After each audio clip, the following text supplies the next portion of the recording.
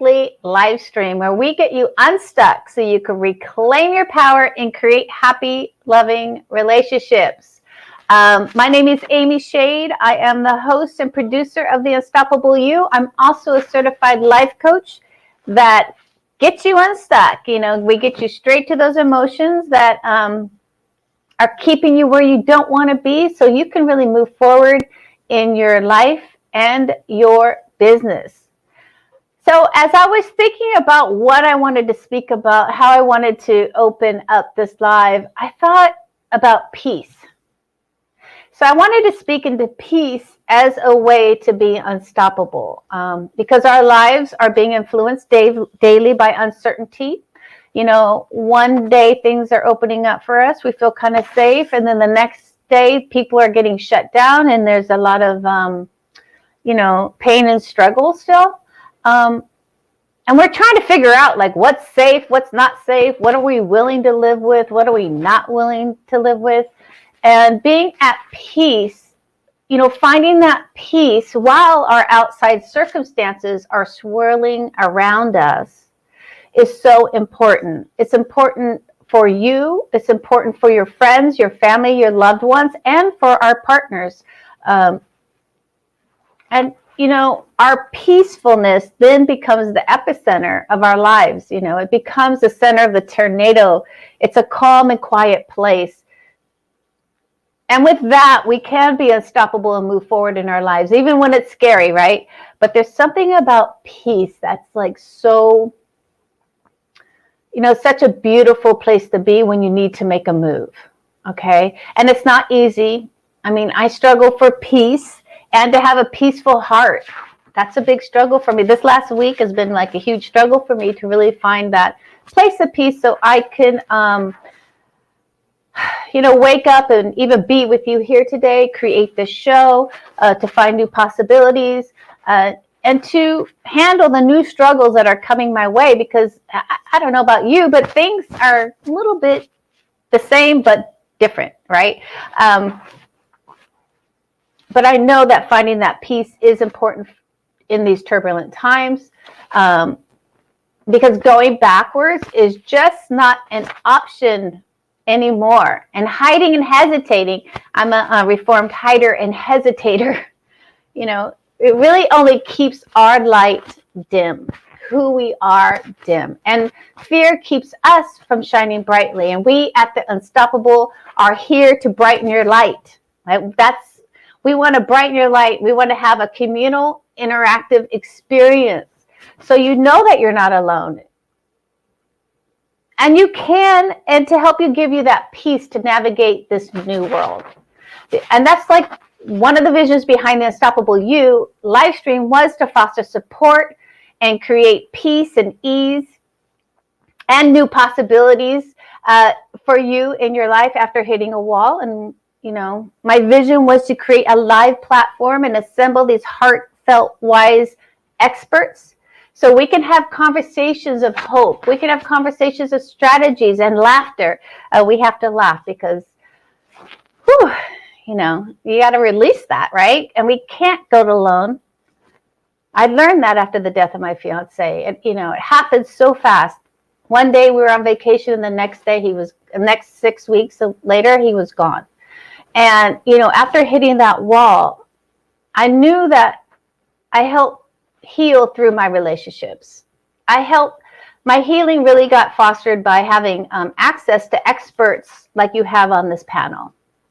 And then, of course, I had to find my self-love, my self-confidence, and build systems so that I could move forward and be here with you today. Okay, because we all, I truly believe this, that we all have the ability to be resourceful, to take committed action, and to create the change that we desire. And we at The Unstoppable are here to support you in doing just that. I want to say that all of us on the panel today believe in you. We believe in you and your ability to be resourceful, loving, and committed. I just want to say up front, thank you for all of your questions and filling out the survey. I'm going to try to get through them all in the next 2 days. They really help us frame this live because my other vision behind this live is that you, the audience, are the most important thing here, right? So we want to help you. We want to hear what you're going through, and we want to answer your questions in real time so that we can create the impact that you truly desire. So blow up that chat box so we can support each other and ask questions. Our experts love questions from you guys. Keep the energy high. If you're watching on YouTube, go ahead and subscribe to my YouTube channel. Would be awesome. And with that, I'm going to introduce you to our first group of experts. I'm really excited to have you guys here. Put in the chat box where you are streaming from. I love always to hear where we're from. Hi, Lori Ann. She's right on time, 9 a.m. Woo! I'd like to hear about where you're streaming from. I know I'm in Los Angeles. We've got people, Linz is from Spain. Christelle's in Los Angeles area also. Minnesota. Yes. Fran, happy to hear you. I got it, Tracy. Minnesota. Yeah, so I'm in Los Angeles, and as I said, we're waiting for the sun to come out, which is, you know, which is not supposed to happen in Los Angeles, but it's here. All right. We've got good morning from Colorado, Lori Ann, Southern Canada, UK, Wisconsin, right? Yes. Good morning, good morning, good morning, or good afternoon or good evening. Depends where you are at. Austin, Texas. I've been there. Beautiful. A lot of waterways. So quickly, I want to do a quick roundabout and say, welcome Lois Wagner. She is your friend for forgiveness. And I'm a big forgiveness person. Peggy's from Los Angeles too. So she's your friend for forgiveness and freedom, having and helping you move from victim to survivor to thriver and beyond to freedom, which we all really want. And she really helps you after facing an adversity, you know, and to help you with your business and your life. Christelle Biga, she is a friend of the show. If you've watched this, she's a good friend of myself and the show, and she is a personal alignment coach, and we're going to go into that. And I know she's going to speak on courage, which is going to be awesome. And she helps female entrepreneurs gain clarity and confidence from within through spirituality and mindset work. And if you've heard Christelle, her mindset is spot on. Lynn Smith, say hello, Lynn. Lynn is the Queen of Hearts. So she's really going to talk into relationships and healthy relationships and really finding the peace and passion in your life. And we're going to kind of talk about 3 mistakes that women make.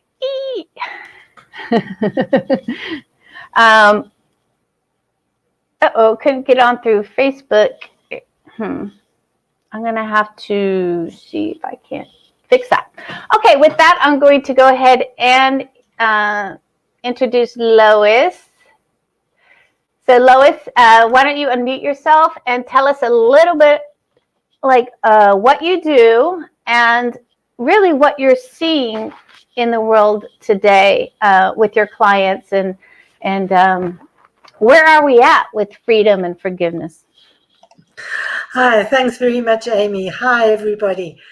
So I always talk about come and smile with Lois. So the SMILE is my acronym for what I do. The S is I'm a storyteller. I'm a TEDx speaker and published author. M is mentoring. I is inspiring. L is learning facilitation. And the E is empowering coach. So those are my products. And what is happening in the world is things are getting worse in terms of gender-based violence, domestic violence, abuse, harassment. And this pandemic has certainly compounded the situation. So what I do is I help people who've had their lives disrupted. I concentrate mostly on sexual abuse, but I also work with people who are suffering from grief, who've had an accident, who've lost a job, anybody who's had a major disruption in their life, and I help them cope with that. So what I do is I take them from being a victim, I take them through to being a survivor, then to a thriver, and then to freedom. So that is what I do. So, yeah, so there's a big leap, right?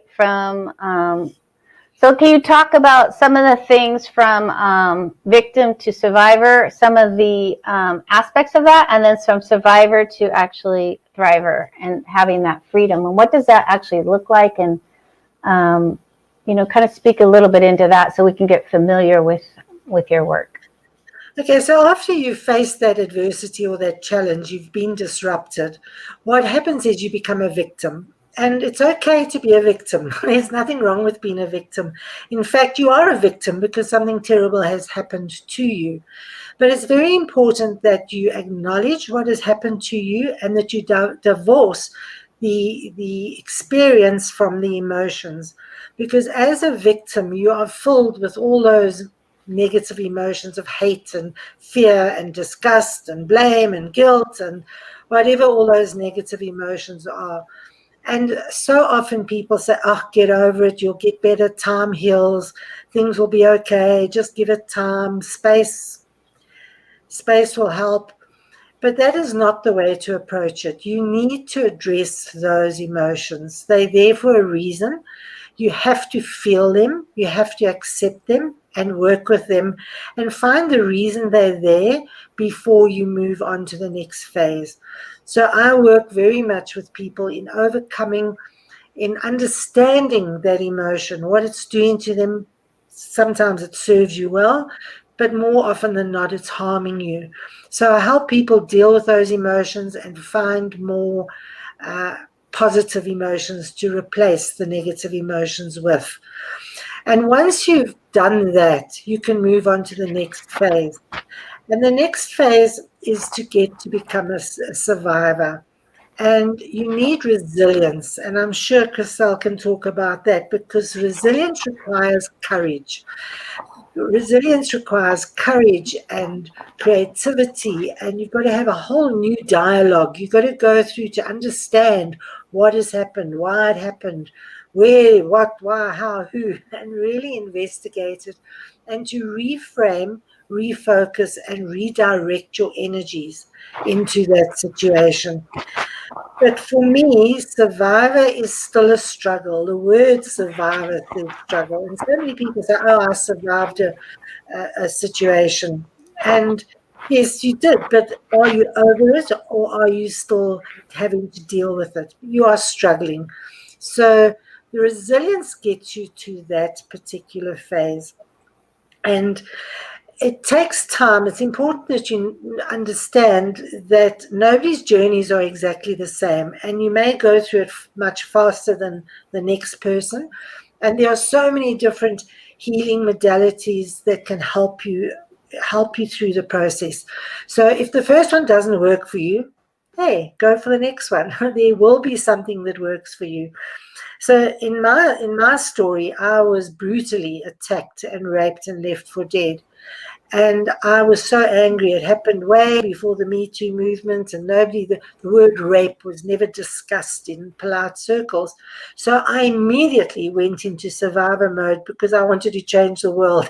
And I became an activist. I was out there lobbying and petitioning and leading marches. So I became a survivor very, very quickly. However, I hadn't dealt with the victim emotions. And that came back 2-3 years later. And it really hurt me 2 or 3 years later. And I had to then deal with the emotions. So rather than forging forward immediately, go through the process and deal with those emotions. So once you're in struggle mode and you've got that resilience and you're getting your life back into some kind of normality, you never ever get back to where you were. You know, often they say resilience is bouncing back. You never get quite back to where you were, but you start getting meaning again and life gets back some kind of normality. The next phase is very important, and that is where you develop your grit. And grit is forging forward. It's finding new aspirations and ambitions and direction, and it's forging forward, finding your passion and going ahead with persistence and perseverance, and that's when you start to thrive. You become empowered, you get some level of success in your life, and it's a beautiful place to be. And a lot of people stop there. They thrive, as they say, I'm a thriver. That's fantastic, but I say there's more. So what comes next is you get a post-traumatic growth or a growth mindset, and you say, well, now what have I learned from this? How have I grown? How have I developed? What can I do with this information? And you learn and you study. So in my case, I did a lot of research. I was really getting to understand the things that had happened to me. And you're thriving, you've got this growth mindset. And some of us, and I think most of us in this room, then develop a benefit mindset. And that is where you give back. You say, well, I've got this lesson. I've learned my lesson. How can I share this? How can I help other people? And you develop a benefit mindset. And then you come to the big one, and that is forgiveness. And you've got to first forgive yourself. So I had to forgive myself for working late that night where I was attacked. Mm-hmm. I had to forgive myself for not knowing how to fight. I fought that man with everything I had, but I didn't know how to fight. And so I lost that fight. And then I had all this guilt. Oh, if only I had known how to fight, it wouldn't have happened. So I had to forgive myself for those emotions. Also, afterwards, I drank a lot and I ate a lot to overcome the negativity. Mm-hmm. And I had to forgive myself for those very bad habits that I developed. So self-forgiveness is then the next step. And then finally, it's forgiving the perpetrator, forgiving the situation. And, people say, oh, how can you forgive the unforgivable? And there's a process, and it's actually not that difficult if you follow the process. But forgiving the other person, it's important that we know that unforgiveness is just keeping you bonded to the situation or to that person. Mm-hmm. And you need to break that tie. And what forgiveness does, it breaks that tie and sets you free. So just as a quick example, if you're driving your car and somebody cuts you off, you go, oh, and you shout, they've driven on. They don't even know that they've upset you. Your blood pressure's up. You're angry. It spoils the rest of your day. And what for? You need to forgive that person. Maybe they were in a hurry. They had an emergency. Forgive them. And in my case, 14 years after I was raped, I went to the prison. The rapist had been given a 25-year prison sentence, and I went to his parole hearing, and I forgave him unconditionally for what he had done to me. And it is the most powerful thing you can ever do, is to forgive, because it truly, truly sets you free. I've never been able to put into words that feeling. I still can't do it. But it literally sets you free. So thank you for that. And it's interesting because as you were talking about, like for me, when I was in that particular trauma after my fiance passed away so quickly, there was, even in that, a shame. I couldn't speak about it. I was like totally shut down for years and years, and for like 3.5 years. And there is, interestingly enough, like a shame that was there for some reason, right? That I don't know. I'm still trying to figure that out. Like, what was that about? But can you speak about, and there's some kind of grace period, I believe, after a trauma, right? There's that grace period, because sometimes I like to speak into that a lot too, so that people don't feel bad about being where they're at right now. So can you speak about that a little bit, like maybe the space after the trauma of, and then your ideas behind that? Everybody's journey is unique, and it's not a linear journey where you just go from victim to freedom. You go up and down, and something triggers you and you fall down again. So it's important that you know that your journey is unique. Now, for me, because I was so angry and I became an activist immediately, I Mhm. didn't have that period of grace. And it's important. That's when I say it's important that you feel that victim phase, that you really come to terms with being a victim, understand it. So what happened with me, because I never dealt with my emotions, 2, 3 years later, I landed up with psychosomatic back problems. I had failed back operations. I was Mhm. bedridden for 6 months, and only to discover it's because when I became this activist, I was so bold and strong and brave, and everyone was saying, "Yay, well done! You're so brave, you're so strong." And I felt so good because look at me, I'm handling the situation so well. But in the meantime, I hadn't dealt with those emotions. So my back said to me, "Hey, I'm taking you down, girl, and I'm putting you in bed so that you can be weak and pathetic and feel those emotions." And I lay in bed for 6 months until this was pointed out to me. And once it was pointed out to me, I had some head work and I had 8 chiropractic treatments. And after the surgeon said I would never hike or scuba dive again because I could never carry anything on my back, I did a 5-day hiking trail with a 29-kilogram backpack on my back. Um, because it was all in my head. The whole thing was in my head, Mhm. because I needed to experience those emotions. Mhm. And it's interesting because Amy asked, and I think this is a shift a little bit. What did you tell yourself about him that allowed you to forgive? And I think it's maybe like, what did you feel about yourself to allow you to forgive? Can you speak into that? It was a spontaneous thing. I never ever really thought about the fact that maybe he had had a hard life, which he had, and he had a very difficult life. And only after I forgave did I really analyze what it meant to accept and to forgive. Because at the time it was just I forgave from my higher self to his higher self, and I took back my power. It was only afterwards I thought, well, what does that actually mean? Mhm. And so it was quite a strange journey. I went about it a little bit back to front.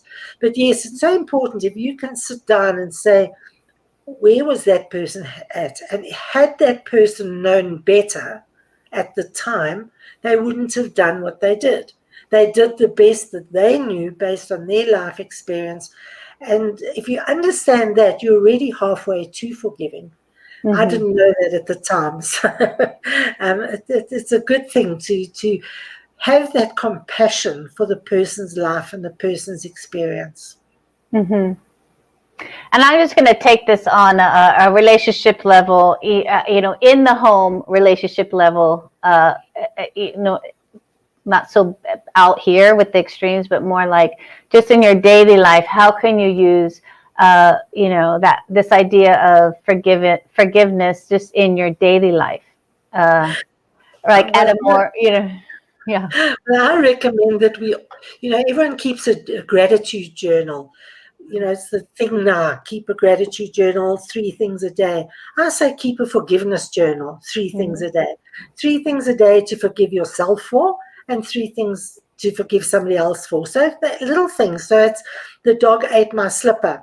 Forgive Forgive the dog for eating my slipper, and forgive myself for shouting at the dog or for hitting the dog for eating my slipper. So when you start practicing these little forgivenesses that you don't think need forgiveness, the stupid dog ate my slipper, the fact that you actually say, I forgive myself, I forgive that dog, it becomes part of you. It gives you that sense of freedom right from the beginning, and it becomes a habit. And the more it becomes a habit, the easier it becomes to forgive. And remember that it's not condoning. It's not saying that the dog should can go and eat my other slipper. The dog needs his punishment or whatever, because what he did was wrong. He needs to learn that lesson. But it's not condoning it. It's just saying I'm not going to hold on to that anger any longer. It's not serving me to hold on to that anger. So forgiveness it's a habit. Forgive your husband for forgetting to buy the milk. Forgive yourself for forgetting to remind him to buy the milk. Okay, so just make it an everyday habit to forgive. And journaling, we all know the power of journaling, whatever it is. Writing is so therapeutic. Get it out there, write it down. Maybe you even write a book about all your forgiveness one day. Yeah, I love the forgiveness journal because, and I love, there's a couple things that I want to speak into also is because, and I do believe this also, that sometimes we think we have to forgive others and we forget about ourselves in that particular situation and forgiving ourselves for our actions and reactions in that particular situation. So can you talk about the importance of like self-forgiveness? And, you know, because I know that women are really hard on ourselves. You make a mistake and all of a sudden we're just like, yeah, it's like we are on ourselves so hard. It's like, and I do it too. I'm like, what am I doing to myself? You're in that moment of like, wow, this is really intense. So can you speak about that? Like how to. Well, it's exactly the same as if you understand the perpetrator, what was going on in their lives. It's the same with you. Mm-hmm. You did the best you knew how at that moment in time. You made a decision. It may not have been a good decision, but based on your knowledge and your experience and what was happening in your life at the time, you made that decision. You can't undo it. What is the point in beating yourself up for something that you did that you thought at the time was a good thing to do? Mm-hmm. So it's just so important to say, okay, what have I learned from that? You can reflect on it, think about it.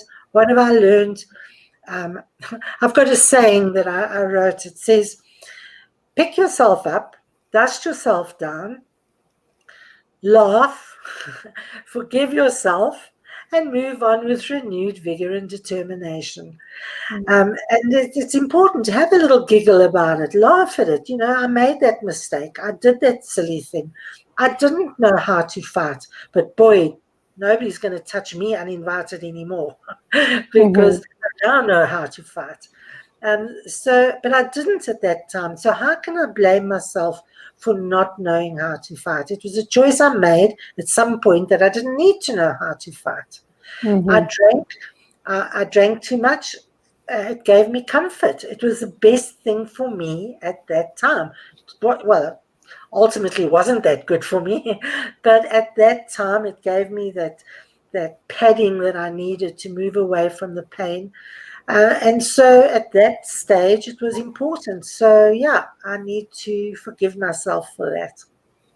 So I want to bring in a question because I thought this might be interesting that one of the our audience members put in, and I'm kind of they're asking how to improve relationships with others, and I'm going to say forgiveness is a way to improve relationships, and they're saying it's hard to trust the other person. So where does kind of forgiveness and trust how do they work together, and how does that make your life easier and more trusting when you forgive yourself and others?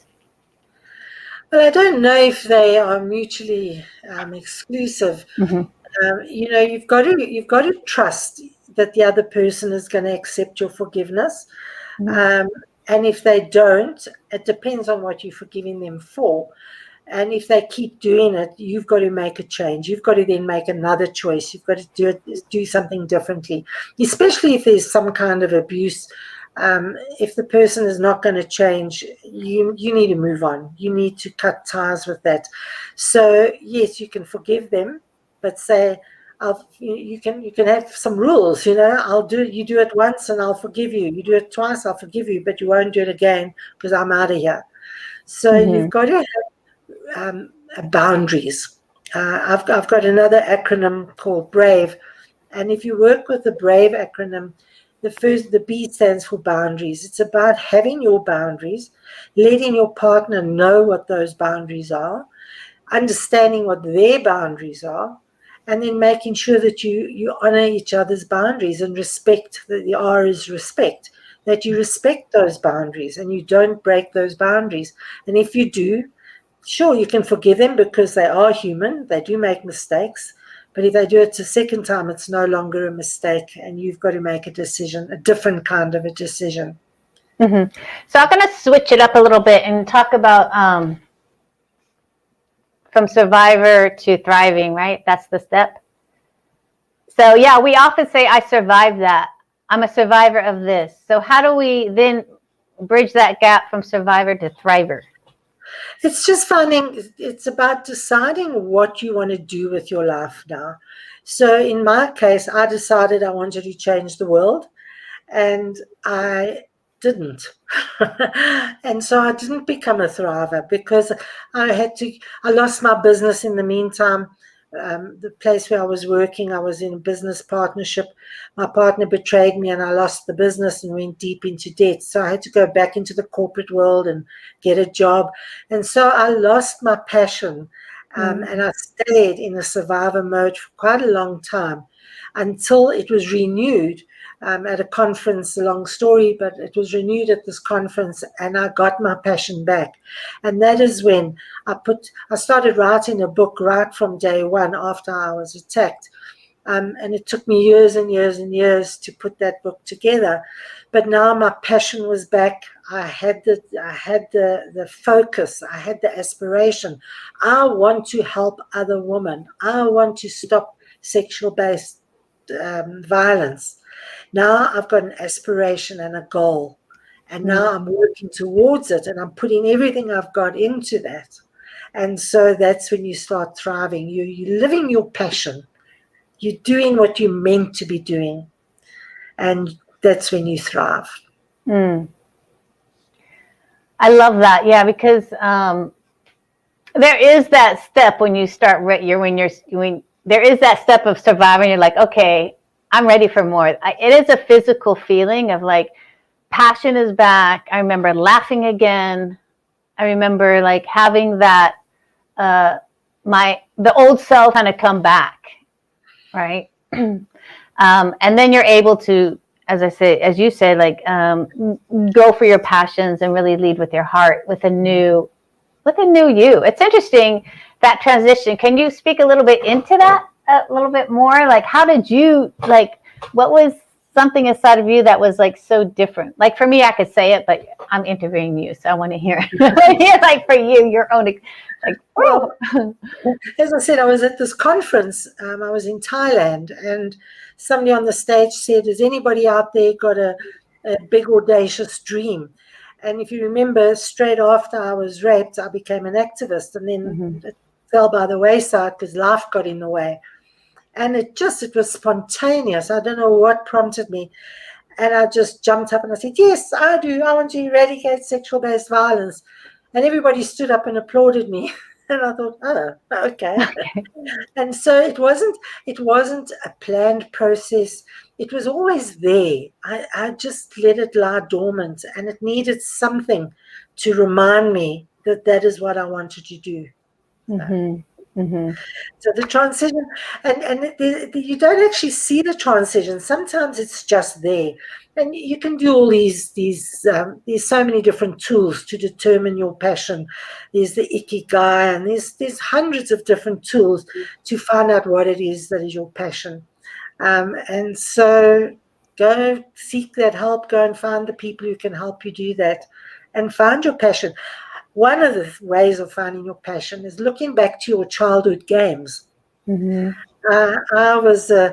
used to play school and librarian, and my friends wanted to play housey housey and dolly dolly, and I didn't want to play those games, and they didn't want to play with me because they didn't want to go to school.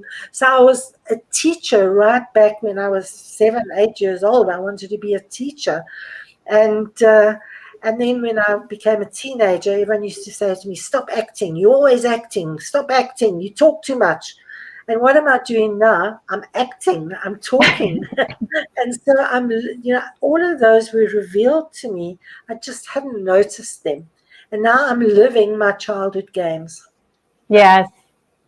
I love that. Yeah. So Lori Ann asked that she's lost her passion and now I'm not sure what I'm passionate about. How do you find that? So yeah, going back to your childhood, as Lois had recommended, is is a great way to find your passion. Maybe we could put that in the popcorn question on the round table, so we can get into that a little bit more, Lori. So I know that you have a free gift for our audience, Lois. Do you want to speak into that? And I can put the link into the chat box for everybody to have access to you and your beautiful gift. I've got a 12-step forgiveness checklist, and it's if you follow it, you will get to forgiveness. It's easier if you work with somebody, but if you follow the checklist, I used it in a live presentation like this, and one man was absolutely gobsmacked that he'd managed to forgive during our session, a very serious thing that he thought he would never forgive. So you can do it on your own. You can do it quickly. Remember, it's your story. You do it at your pace, on your own. Seek help, but follow the steps. You'll get there. Yeah. Thank you for that. So so we're going to get into that, Lori, and we're going to get into that in the round table. Thank you for that share. So what's going to happen next is we are going to introduce Christelle.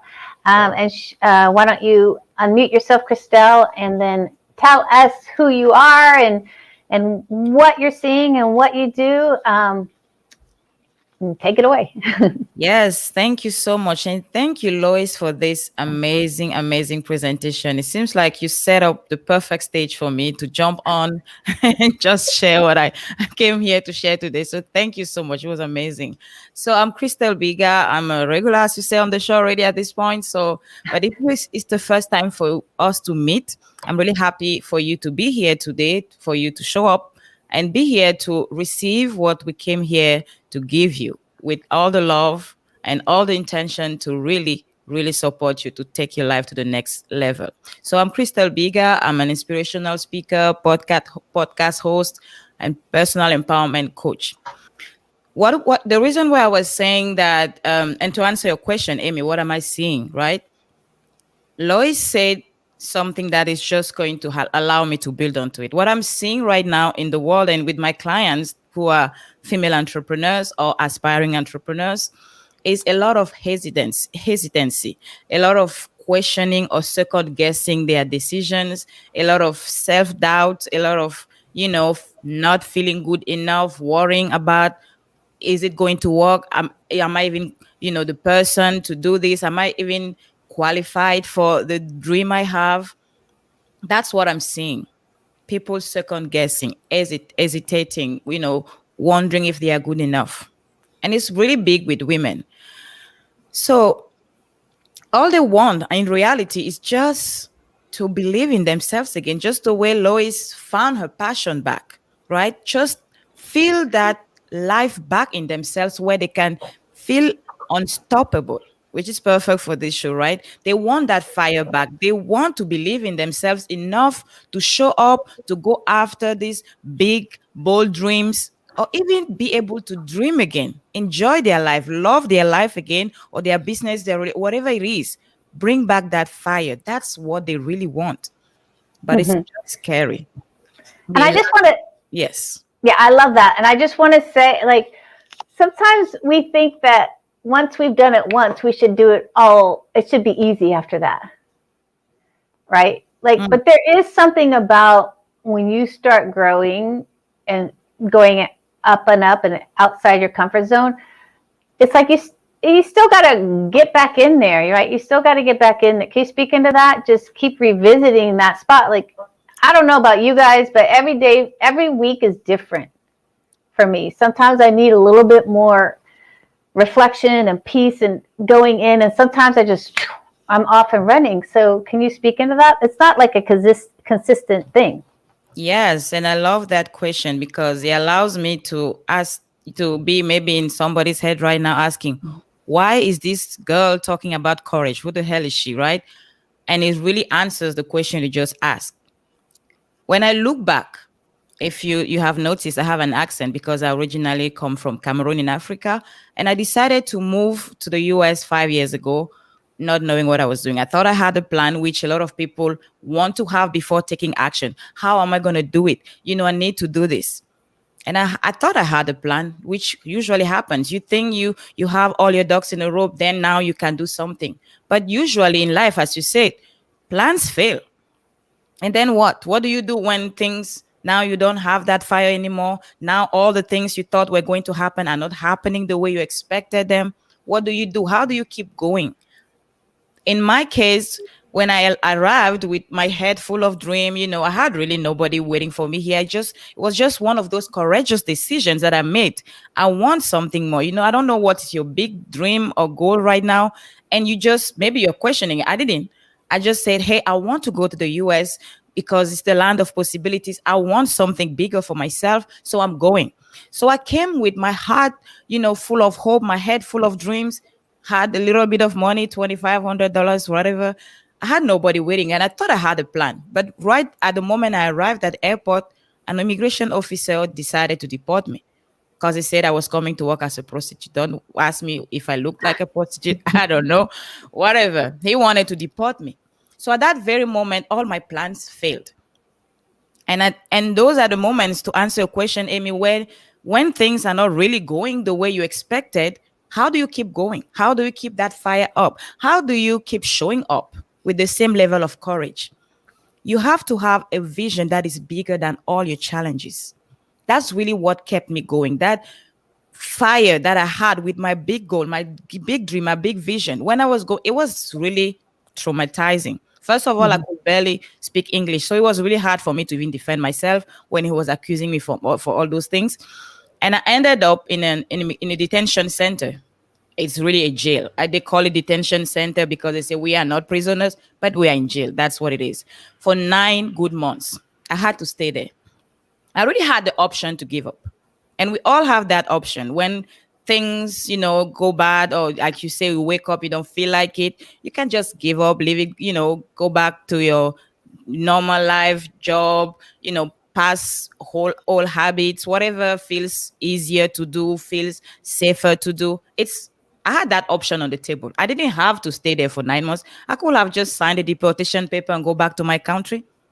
The option to give up is always available at any given moment. But you need the courage to say no to that little voice coming into your head or your heart and showing you all the easiest ways that you have out there.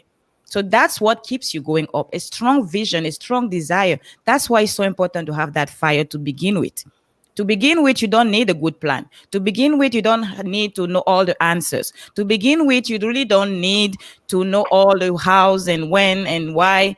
All you need is that big, fiery dream and desire that will keep you going. That's where you'll always find the courage to show up when things start getting bad. And yes, go ahead.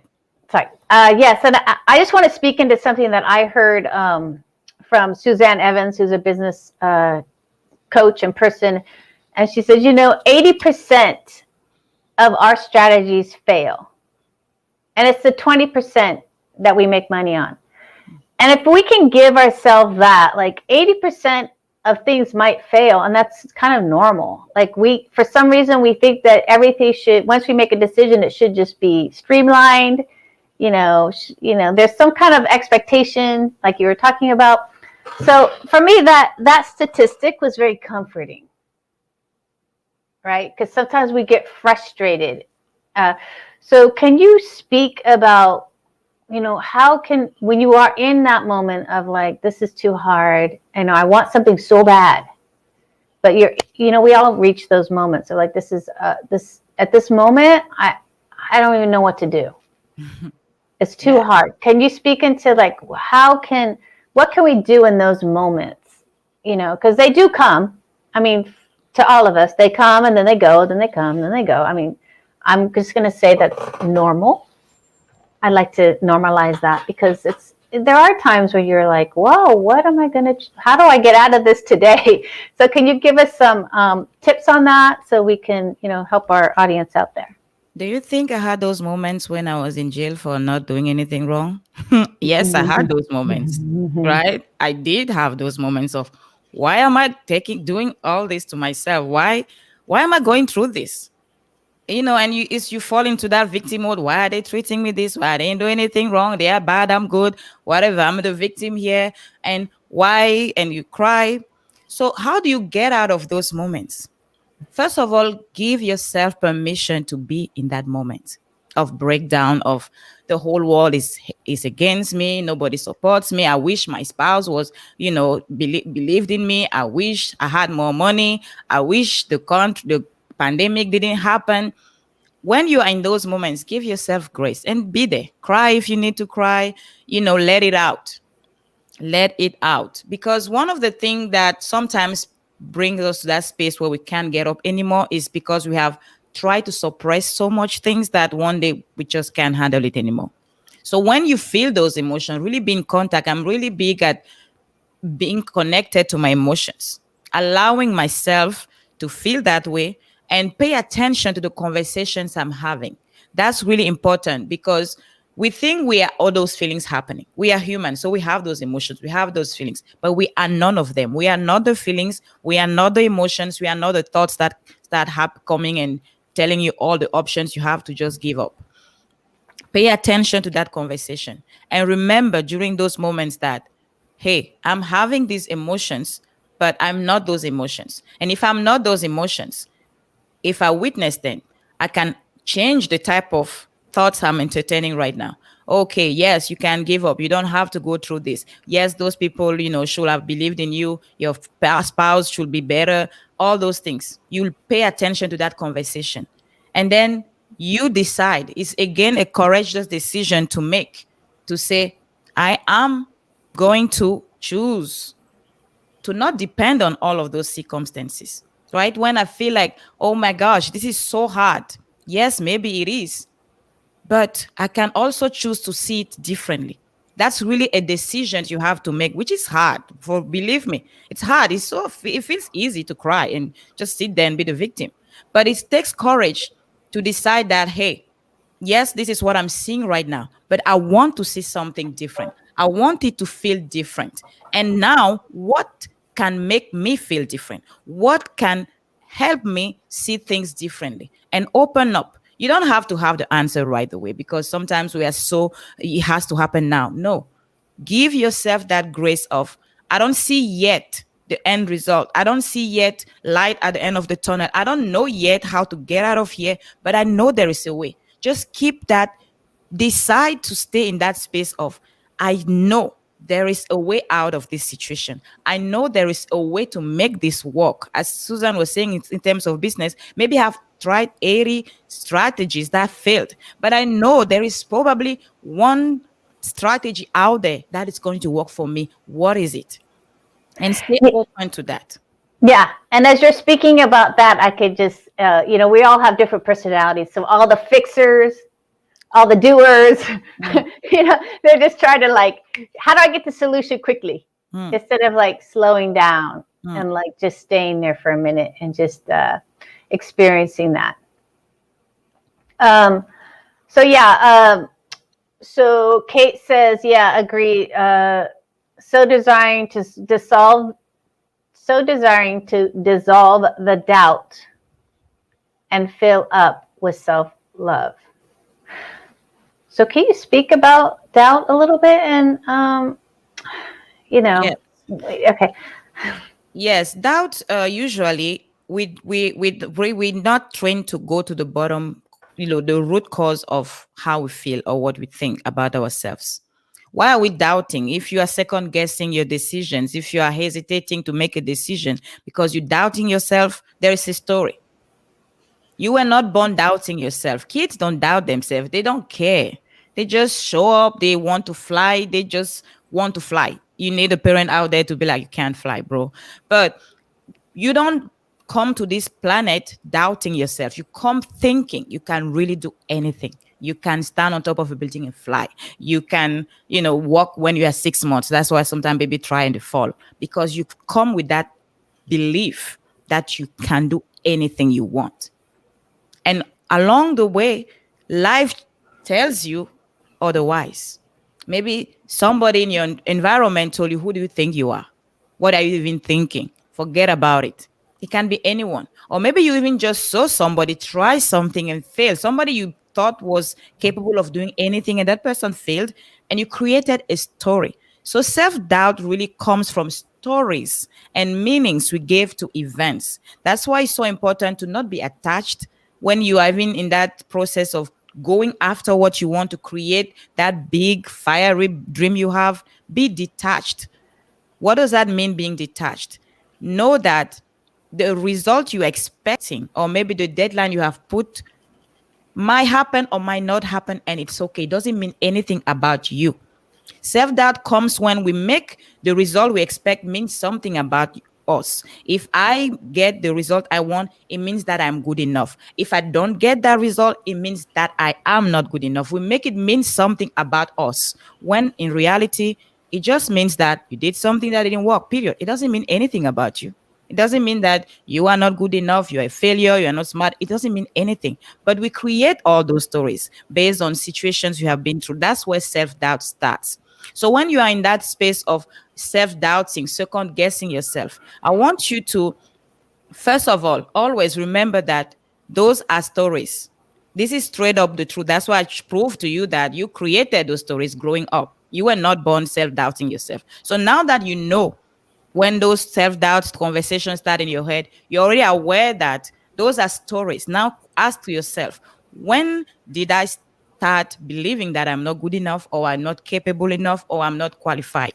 Go back to that story. Maybe journal on that. Ask that question and journal on that to see where that story started. And then decide to let go of that story and write a new story. You really have that power to go from, well, am I even capable of doing this? Am I really qualified? Am I even good enough? What if I fail? What are people going to say about me?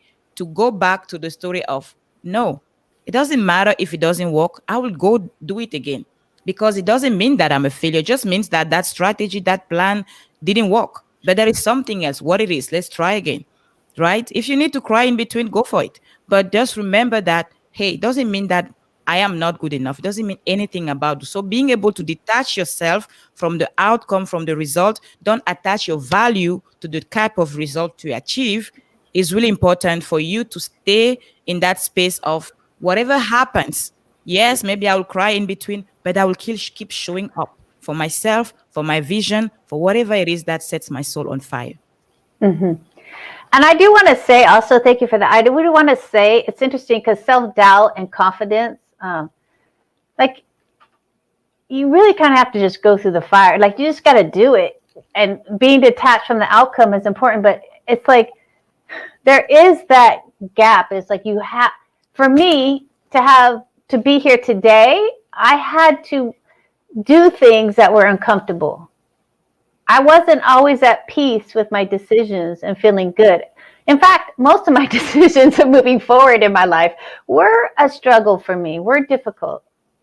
And and yet when you start doing them over and over and over, and you keep kind of just staying with your vision, as you said, like things, it gets easier and it gets better, and you become more confident, and self-doubt becomes less of an issue because of that.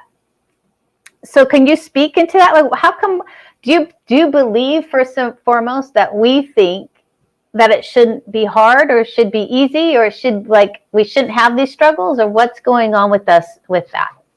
First of all, I want to address some, like that belief that, oh my gosh, this is so hard. I didn't expect this to be this hard. First of all, that feeling is fed by by something that is not even true. I'm really big in helping people identify the stories they make up that are not the truth, and let them go, right? So what did you expect is really where the problem starts. The expectations we have, we don't go into things with an open mind and prepare for anything. We have to realize that we are on a journey. And whether you are starting a business or you are trying to grow a business, I love to tell my clients, entrepreneurship, it's a journey of your life. We think it's something separate from us. So when we are making decisions, so we're about to make decisions, we are afraid. Oh my gosh, if it fails, what are people? We make it mean something about us. When we get into that place where we often get, or when things get hard and we're like, oh my gosh, I didn't expect this. Come back within yourself and ask to yourself, what did I have as expectation to begin with? And why did I expect that to be that way, to look that way? Because we know where we are going. We know the vision we have. We know the dream we have, but we have no clue what are the real steps to get there. That's why when people say, oh, I'm not ready, I need to prepare more, I say, you prepare for what? You have never been there. So there's no way for you to know exactly what are the step by step to get there. So just Mhm. start going, right? And you figure it out along the way. It sounds reckless like that, but that's the only way. It really makes zero sense for you to think that your plan is perfect, is going to get you there. You have never been there. You have never done that before. So, of course, things will probably need to be shifted along the way. So, when you start with that mindset of knowing that, or not expecting that you have the perfect plan, you have the perfect strategy, it should work exactly at this timeline, it's easier for you to get back up when things start going sideways, or, it becomes different than what you thought it would be. When you feel, oh my gosh, nobody told me it was going to be this hard, I didn't expect it to go through all these challenges, ask to yourself, what was my expectation and why did I expect that? I didn't have a clue of how I'm going to get there. When I was even signing up for this coaching program, I didn't know exactly, what is included. I just saw the result that this coaching program was promising me, and I'm ready for it. So don't come to with the expectation that, oh my gosh, I thought after this is going to happen. Give up those expectations and open up, because life is taking you on a journey. Whatever it is that you are trying to achieve is taking you on a journey, and be prepared for the journey.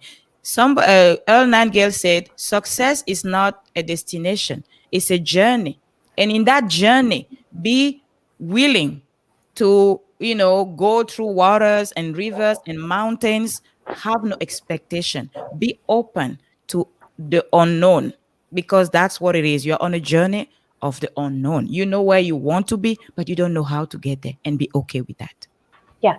And I want to say that we as individuals and our gifts and what we bring to whatever we do, our relationships, ourselves, our business, our kids, whatever it is, it's so unique. It's such a unique experience for everybody. And for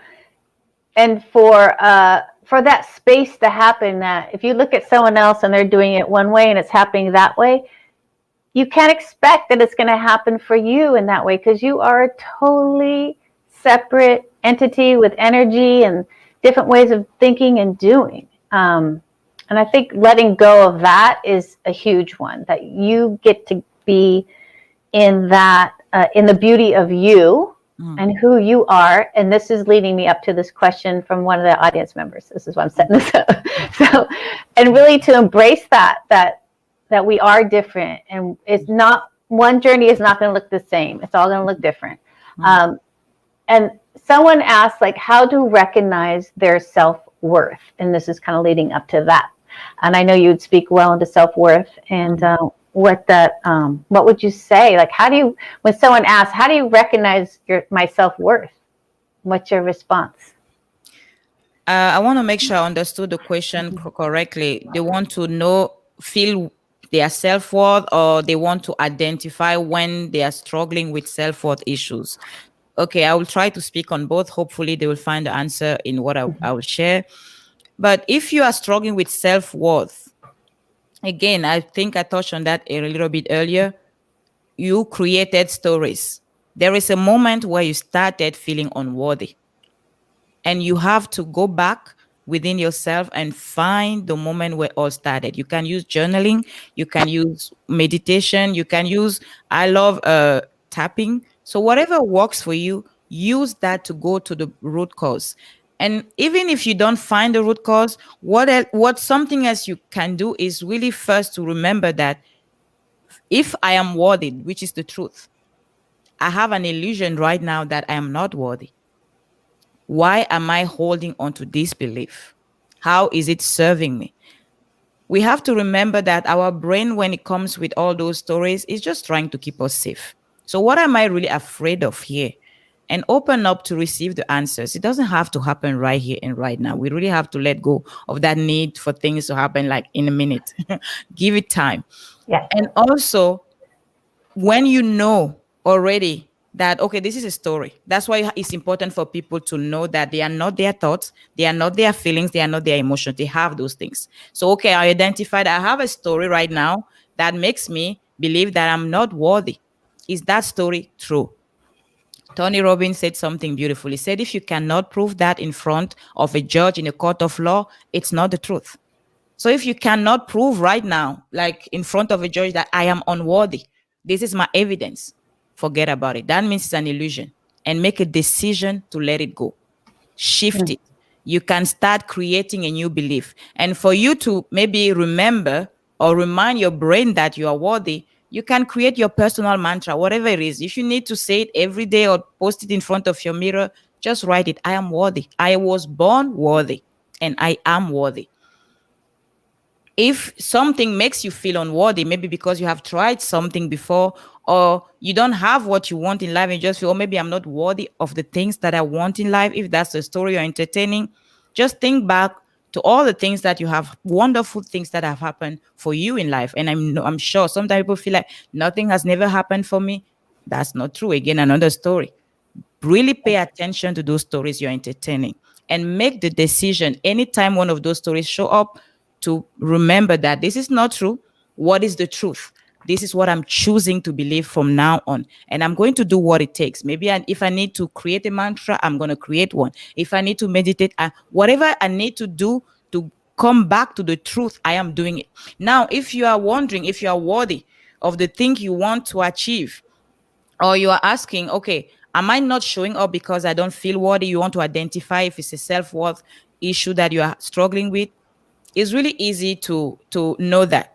If you want to do something and you are not making a decision and you come up with all those excuses, because the truth is your limiting beliefs don't show up as limiting beliefs. They show up like facts. you really Yeah, that's yeah, true. you really think that this is true, right? Yeah. I can't do this, really. I mean, I have no money. I don't look good on camera. You have it makes sense. It's not like, oh, it's a limiting belief. No, it comes like something that actually makes sense. It's a fact. That's how Yeah. it looks like. So when it's happening, when you want to do something, let's say you started your business and you want people to know about it. That's the only point way people will pay you or work with you. That's how you're going to be able to help people. They need to know about you. Now, what is the best way for you to do to promote your business? You have all these options, maybe online, maybe networking if it's possible in your area, maybe word of mouth, whatever strategy you choose. Now you can start coming up with all these excuses. Oh, but there is a lockdown, can't really meet people. Well, I can't say anything to my friends because they don't believe in me. When those stories start, remember that you are just afraid. I want you to be clear on that. It's not facts. Those stories are not true. You are just afraid. And now ask this simple question. What is the worst thing that can happen? If I go live on Facebook with my horrible light, with not looking the best, what is the worst thing that can happen? If I even go live and I say the wrong thing and people even laugh, what is the worst thing that can happen? Mhm. Journal on that, and you will realize that it's not that crazy. It's not something that's going to kill you, Mhm. and you'll be able to show up no matter what. And even if those things happen, you will not feel unworthy because it doesn't mean anything. You have released those stories already. Now you are more in a position to show up. I don't know Yeah. if that answers the question. It does. Thank you.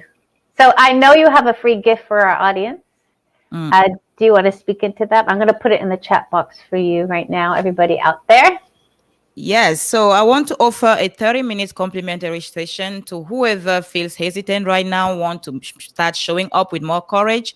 I want to offer a session that I call Courage to Act. So those people can really identify the areas where they're afraid to show up, hesitant or undecisive. I want to help them during those 30-minute session, let go of those stories, limiting beliefs, and make courageous decisions for themselves.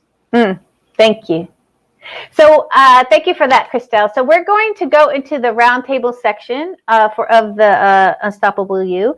But first, I want Lynn to introduce herself quickly, briefly, and tell us a little bit about yourself. And I'm so happy you're here. You are Zooming from Spain, which is very exciting. So yeah, say hello to us, and then we'll get into the roundtable. Okay, thank you very much, Amy, and thank you to Lois and Christelle. Really, really lovely to meet you all. And thank you, lovely audience, for having the courage to come on and listen to all these empowering thoughts and wisdom shares. I'm Lynn Smith, the Queen of Hearts. I basically mainly work with women, and it's all around helping them to heal their heart, because I know it's about, healing your heart before you can attract or create a healthy, lasting relationship. Because if we just go straight into a new relationship without having healed our past baggage, then what usually happens is we repeat the same patterns, the same mistakes, and end up, basically in the same situation as we were in our previous relationship with the new relationship. So that's me, and that's what I help women do. Great. Thank you for that. And I'm excited to get into our interview after the roundtable. But first, I'm going to popcorn some questions in. I'm going to go back a little bit because I said we would speak about this. And let's talk about passions. Like Lorianne was talking about, I lost my passion, and now I'm not sure what I'm passionate about. How do you find that again? So let's talk about passions. I mean, I'm a big proponent of passions, but let's speak about it and losing it and coming back and how it all works. Who wants to jump in? I'd like to jump in. Sorry. We'll let Lynn start because let Lynn start because she's got to warm up her vocal cords. Thank you. Yeah. I'd like to sort of speak on what Elizabeth Gilbert said about this, because she said that she was really going on and on and on in a TED talk about, finding your passion, finding your purpose and living your purpose. And, that's going to help you to manifest and create your abundance and your wealth. And she said then at the end of the talk, she said she had an Australian woman come up to her and she said, you made me feel really lousy. And Elizabeth says, well, why? And she says, because I haven't got a passion or a purpose. And she said, so I feel as though you weren't speaking to me. And I feel I'm going to leave this seminar and this talk feeling quite bad about myself. And Elizabeth then revised her talk to say that, some people do instantly know what their passion and purpose is. And they're like jackhammers, and they just and it's usually the masculine energy that knows that normally, and they're very focused. They know the reason why they're here, and they have their dreams and goals, and they know what they're doing. But she says other people, and it's usually the feminine energy, don't necessarily know what their passion and purpose is. So she said they're more like butterflies or hummingbirds that get curious. And they go and try a little bit of this, and they try a little bit of that, and they try a little bit of this. And eventually something does ignite in them, and they realize what they're passionate about. So I just wanted to make that distinction. Yeah, thank you for that. Because, I'm all about you are where you're at, and that's all okay where you're at. I don't like that idea of making people feel bad about not feeling a certain way or being a certain way when we all have been in all different stages of our of being in our life. So I always like to put that out there and respect that. Thank you, Lynn. So who wants to jump in? Susie. All right, Lois. Let me unmute you. There you go. Oh, you're back muted. Let me put you here. There you go. I got it. You're good. I suggest that you Google Ikigai. Ikigai is a Japanese concept, and it's four circles. And the one circle is what you love doing. The other circle is what you are passionate about, or what you can get paid for. Another circle is what the world needs, and the other circle is what the world willing to pay for. And you fill in all of those things. You just do a free flow brainstorm. You fill it in, and where you see the overlaps, that is what your passion is. Interesting. Very interesting. Christelle, you want to jump in on this one? Yes. I'll mute you. What I would say to, is it Lorianne? Yeah, Lorianne. Is Lorianne, start doing something. See, it's so easy for us to not do anything because, oh my gosh, I don't know my passion. Oh my gosh, I don't know. I have nothing that really sets my soul on fire. Clarity comes from showing up. Sometimes we want to have the clarity before starting to do something. But from my experience, clarity on your passion, okay, what am I really passionate about, comes after you start doing something. Just do the thing that right now you want to do. Even if it's not like a passion or really something that sets your soul on fire, start doing it and pay attention to how you feel when you are doing those things. Is in when you are in motion, you start getting clarity. Even when you start a business, you don't know what you're doing until you start doing it, right? So it's really about taking action. So don't sit if you don't know yet. It's okay. You don't have to have all the answers right now. And you start just doing the things you like, the things you are good at doing, the things, people, sometimes the feedback from people tell you, oh my gosh, Lorianne, I love when you do this, or Lorianne, I love, when this and that. Pay attention to that and try to see how you feel about it. The more you act on the things you want to do, the things you know how to do, the things people enjoy seeing you doing, you can finally, in that being in motion, in activity, in action, finally nail it down. Like, yeah, yes, this is what really sets my soul on fire. When I do this thing, I really feel like this. It really makes me happy. It really fuels my soul. So that's also another way. Mm-hmm. Yeah, and I'm going to talk into this because I have lived a life of passion. Like I've followed the passion, not the money. I've been a dance educator and a choreographer and a dancer my whole life, and that is where my passion lies. But it sounds like, I'm going to tell you this, after my fiance passed away, and it sounds like from here you're married. I don't know if you're still married or not, but there's a moment of trauma happening or something happening of loss, and that I didn't feel passionate about any of that for like 3.5 years. In fact, it took me about 3.5 years to like laugh out loud, like a belly laugh, because my passion, because it sounds like you might have lost something.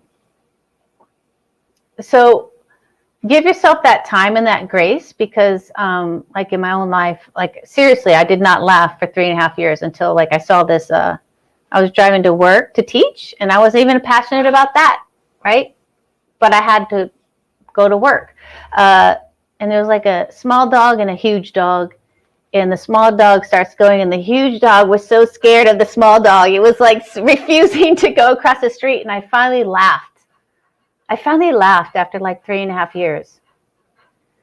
I was like, okay, my passion is coming back for life. My passion is coming back for me and for laughter and for ease. So I would say that Lorianne's a dancer also. Yeah, it was huge in my marriage. Okay, we got each other. Yes, it's not gone. It's just going back to like what Lois says, like being where you are right there and being okay with that, and then really kind of going in there and forgiving yourself, forgiving him, and to really ease your soul and your being to be able to laugh, to be able to feel your passion again. And as I said, I don't want anyone to ever feel bad about where they're at, because it's okay. It's okay that I didn't laugh for 3.5 years. Now you can't stop me from laughing, right? I'm like, that's part of my gig, because I know that's important to me in my life and in my passion for life. So, all right, Lorianne, just give yourself time, fellow dancer. All right, so let me, so thank you guys for all of that. I think purpose and passion, I think, is people feel pressured to know it and be it and have it all the time. Can you speak into the pressure of that? Where is that coming from?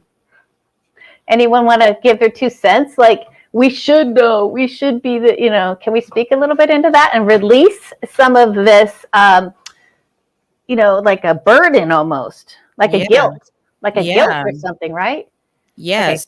Again, it's because of whatever is happening. We are so connected to the outside world that we lose ourselves in the process.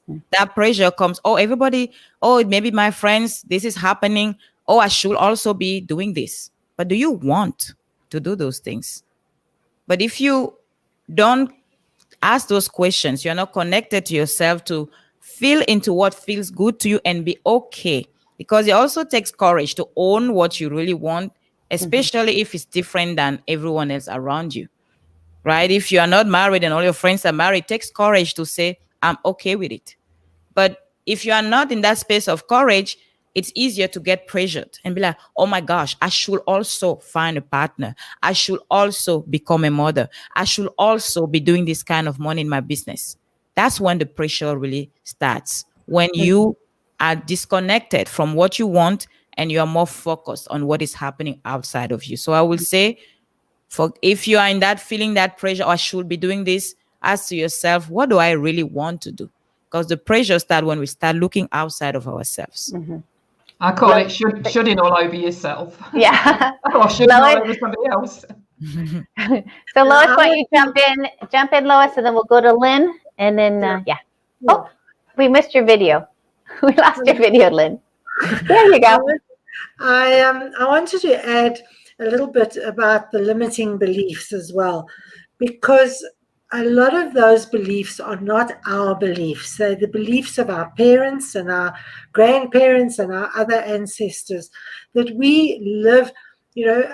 I was brought up very poor, and it was, my father always had this thing, you've got to work hard for a living, go and marry your boss, you don't need an education.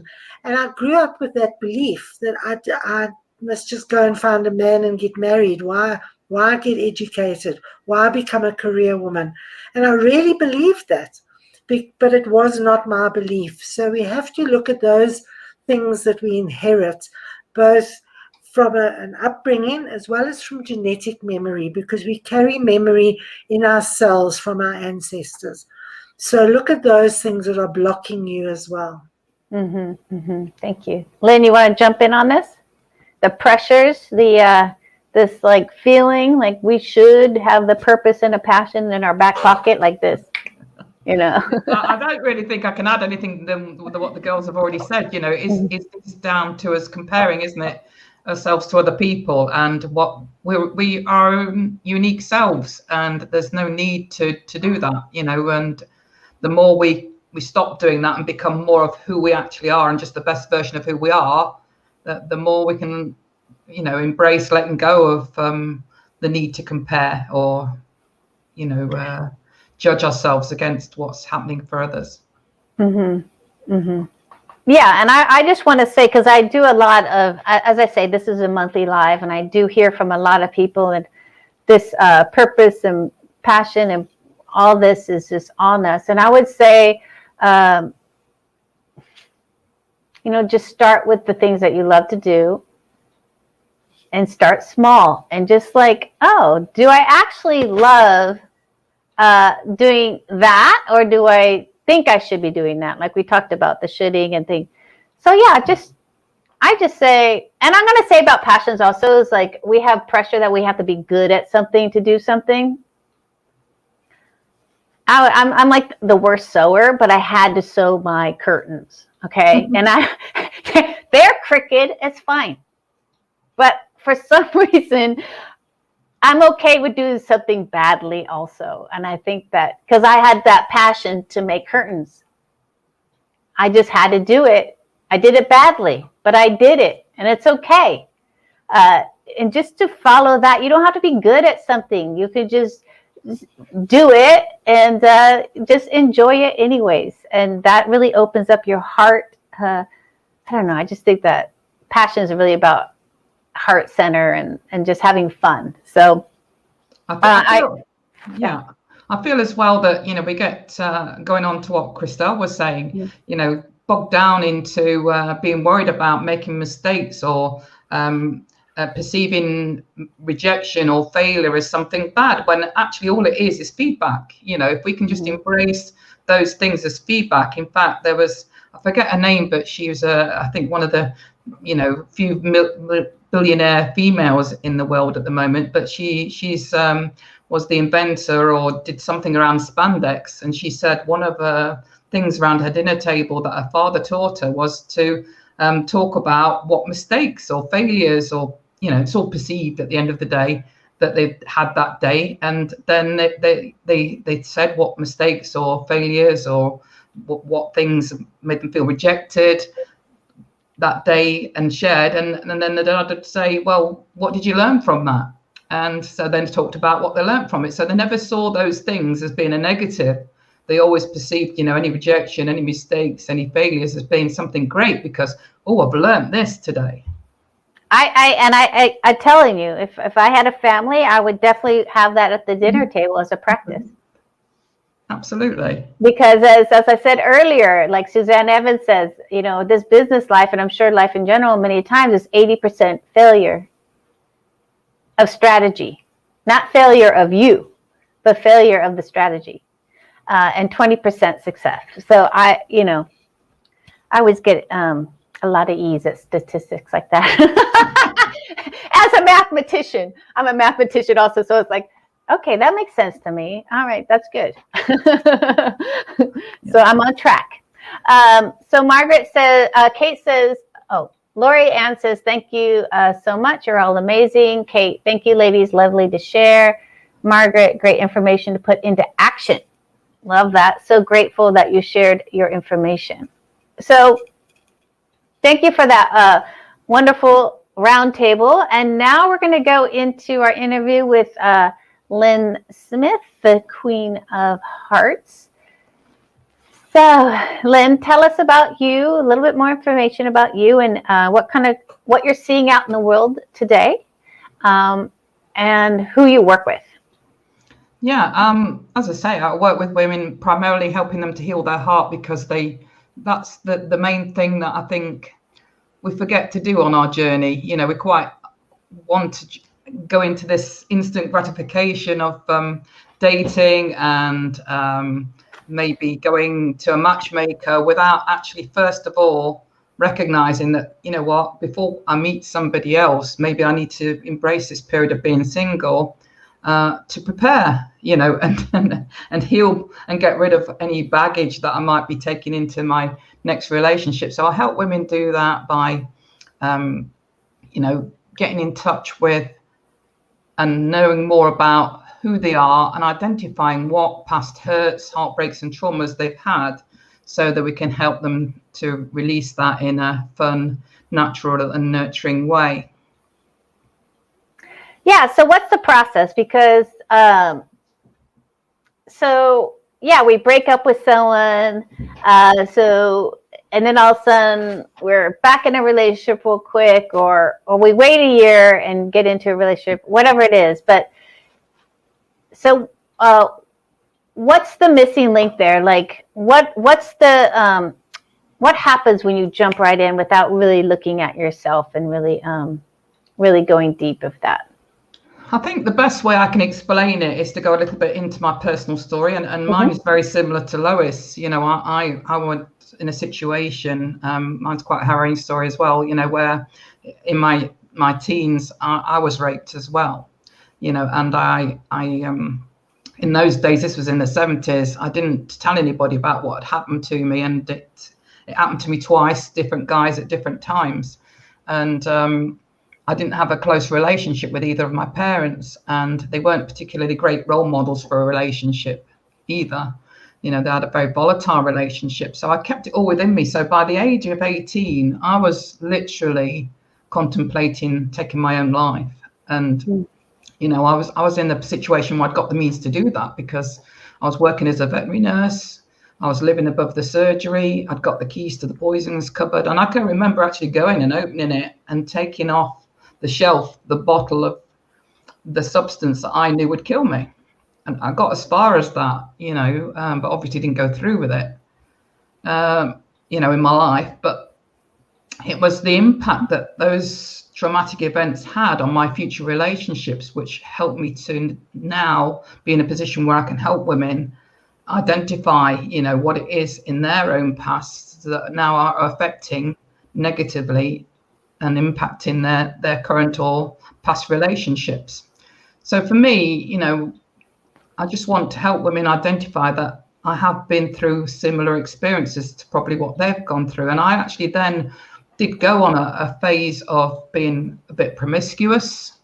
That was me. And I think we can all see girls in our past or even identify with it ourselves when we've been through that phase of, not having that self-worth, not feeling valued, carrying a bit of guilt and shame about whatever it is, whatever story, like Christelle was saying, that we've been telling ourselves that's making us feel like that. And we go looking for love through sex. That's what girls do when they're in that headspace. And that was me. And then I did go through phases then of attracting unhealthy relationships and even toxic relationships. And again, this is all on the back of not feeling worthy or good enough. But I didn't have the awareness then, or the skills or the wisdom to know at that point in my life that this is what was actually happening. And even attracting some great relationships and then self-sabotaging again, because I'm not worthy of this relationship. I'm not good enough. So eventually then meeting my, unfortunately, or fortunately, however you want to look at it, I met my ex-husband, and he's a great man, by the way, a very good man. We was together for 23 years, and we met when I was 26, nearly 27. But all I wanted, I recognized at that moment in my life, was safety and security. That was my number one thing that I wanted in a relationship. And I had that with him. And that was fine for 23 years. But what I didn't have was any passion or aliveness in that relationship.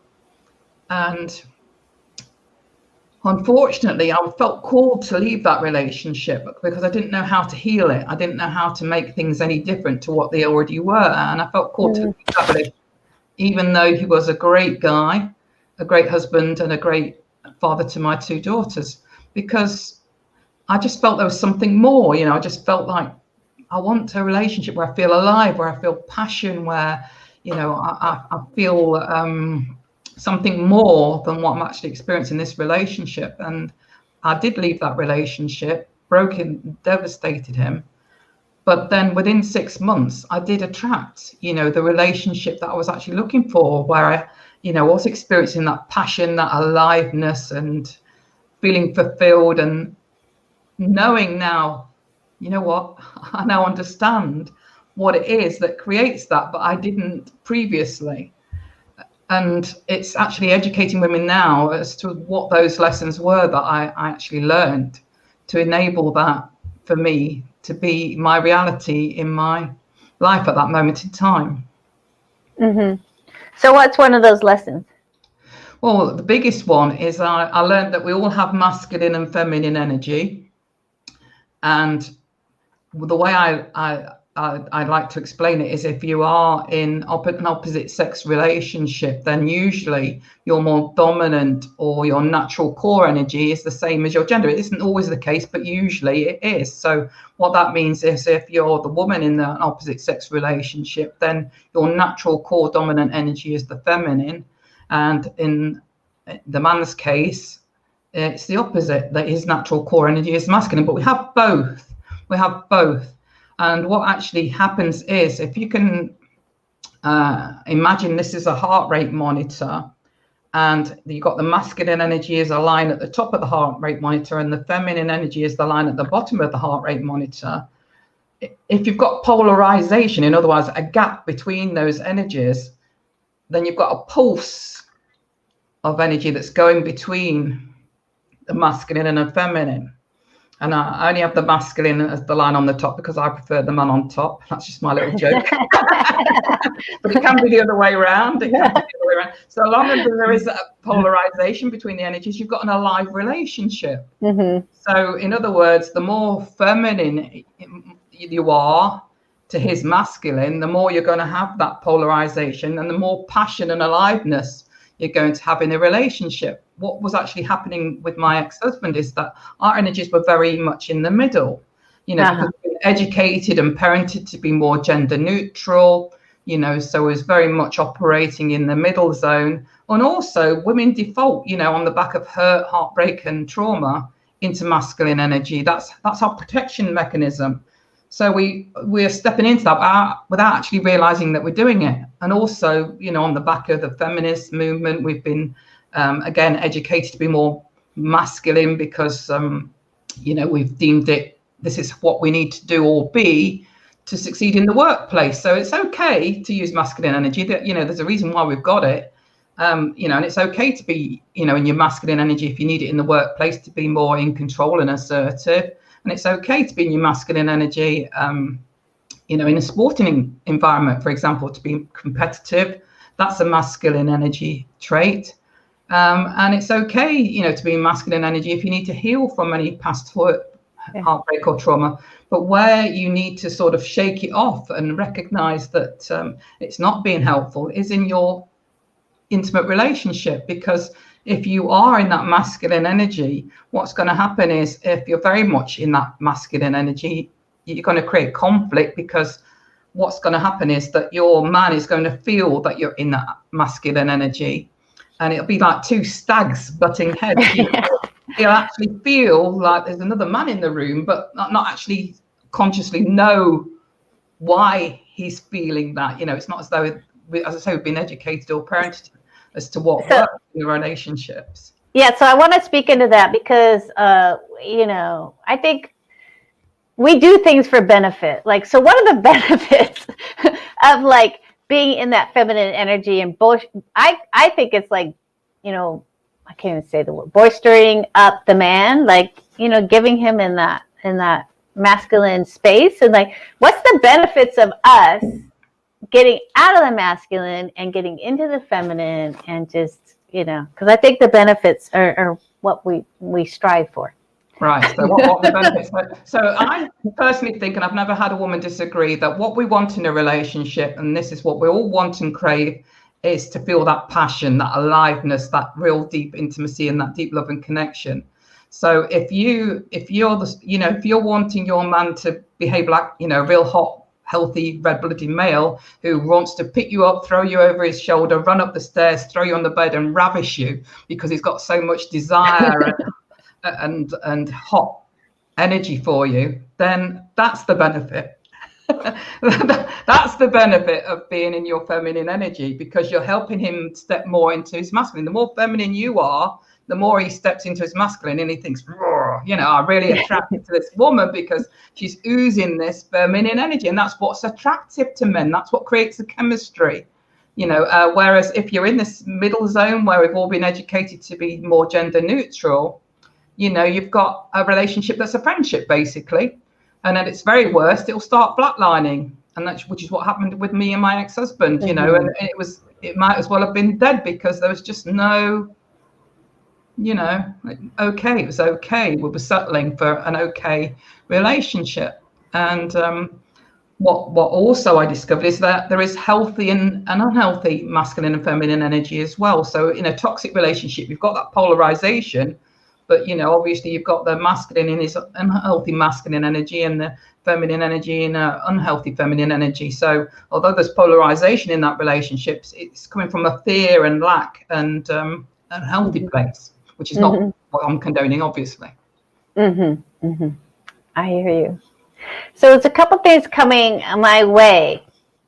So one, let's talk about this transition, because someone asked a question on, and I think you can help with this on the Queen of Hearts. She's asking, how do you let go of someone who's not good for you? How do you let go of someone who's not good for you? In a relationship. Yeah, it's realizing that you deserve more. It's realizing that what Christelle was saying, recognizing your own self-worth and knowing that you do deserve better. And once you start affirming that for yourself, that gives you the strength then to realize, you know what, I've not been, and we have to take responsibility. You know, if we are in an unhealthy relationship, we've contributed to that. I know I put my hands up. I've contributed to that, and the reason I've contributed to that is it's maybe around boundaries. You know, I've forgiven unacceptable behaviours, and like Lois was saying, you know, about boundaries, that you've got to have something in place that is your standard. You know, that you find is you know, cross this line and there's going to be a consequence. In other words, I'm walking out of this relationship. If you don't then choose to follow through on that, if you then choose to forgive that behavior, what message is being sent to the partner is that it's okay for me to treat her like this. Mm-hmm. Mm-hmm. And yeah, because we've all been stuck in those years where we're pining for someone, or that we're in this bad relationship. We are in bad relationships for quite a while when we were younger, maybe, or now. So yeah, so, and then someone, Susie just put in here, she said, I just want an honest man. That's the hardest to find. Well, then be honest with yourself. Where are you not being honest with yourself? I think what we attract in our relationships is a reflection of how we're treating ourselves. So if you've not had trust or honesty in your relationship, ask yourself where you've not trusted yourself or been honest with yourself. Because once you step into being the best version of you, then you attract, you know, the reflection of that in your partner. Mm-hmm. And I want to say to you, Susie, also, I would ask that you want more. Yeah. Know what you deserve. You know, what is it you deserve? You deserve? I want an honest man, a loving man, a caring man, right? Make your list bigger. Yeah. Make your list bigger. Be like, I want, you know, I want a loving, caring man, an honest, loving, caring. Make it bigger so that you allow more opportunity to come your way. And also, don't get too hung up on the physicality of what man can provide that, because, you know, a really gorgeous, drop dead, 6'6" hunk of masculinity may not treat you or make you feel great in a relationship. He may do. I'm not stereotyping, but, you know, a guy that isn't necessarily, you know, drop dead gorgeous, but has a great sense of humor, is very caring, loving, honest, faithful, makes you feel fabulous all the time, may not physically match what you want in terms of their looks, but give them a chance. You know, I always say, you know, give a guy a chance, a couple of dates, because, you know, it isn't necessarily you know, the guy that's drop dead gorgeous. It will be the one that makes your heart suddenly start to, oh my gosh, you know, this guy is actually making me feel wonderful. And he may not be, you know, the world's most drop dead gorgeous George Clooney type in terms of looks, but, you know, my God, does he make me feel wonderful. Yeah, well, I don't want to bring my own personal dating history into this. If you watch the show, you know I'm a dater. So, yeah. But you've got to remember that, as I said before, you know, there is the healthy and the unhealthy that we can embody in all of us, you know, so we can all embody the unhealthy masculine and the healthy masculine, as well as the healthy feminine and the unhealthy feminine. And I think we've all been on the end of or experienced men that have been in that unhealthy masculine, you know, where they've been, you know, chauvinistic, you know, controlling, jealous, argumentative, aggressive. That's the unhealthy masculine energy, and we can embody that as well as women.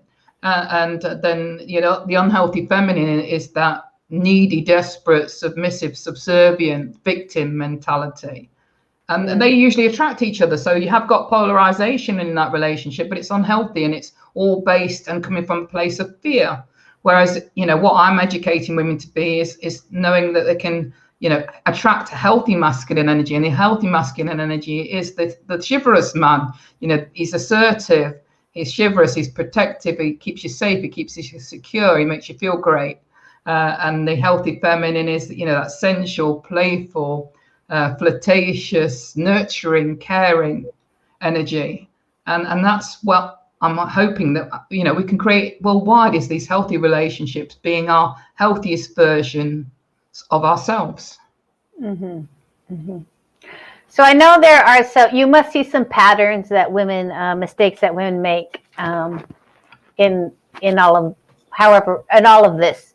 So can you tell us, like, you know, what are like the biggest mistakes you see, or, you know, things happening that we do in our to sabotage our life or our relationships, or, you know, can you speak on that? Yeah, I think the first one, number one, is women who are smothering, you know, and needy. That's when you are in that desperate energy, and it is that sort of unhealthy feminine energy.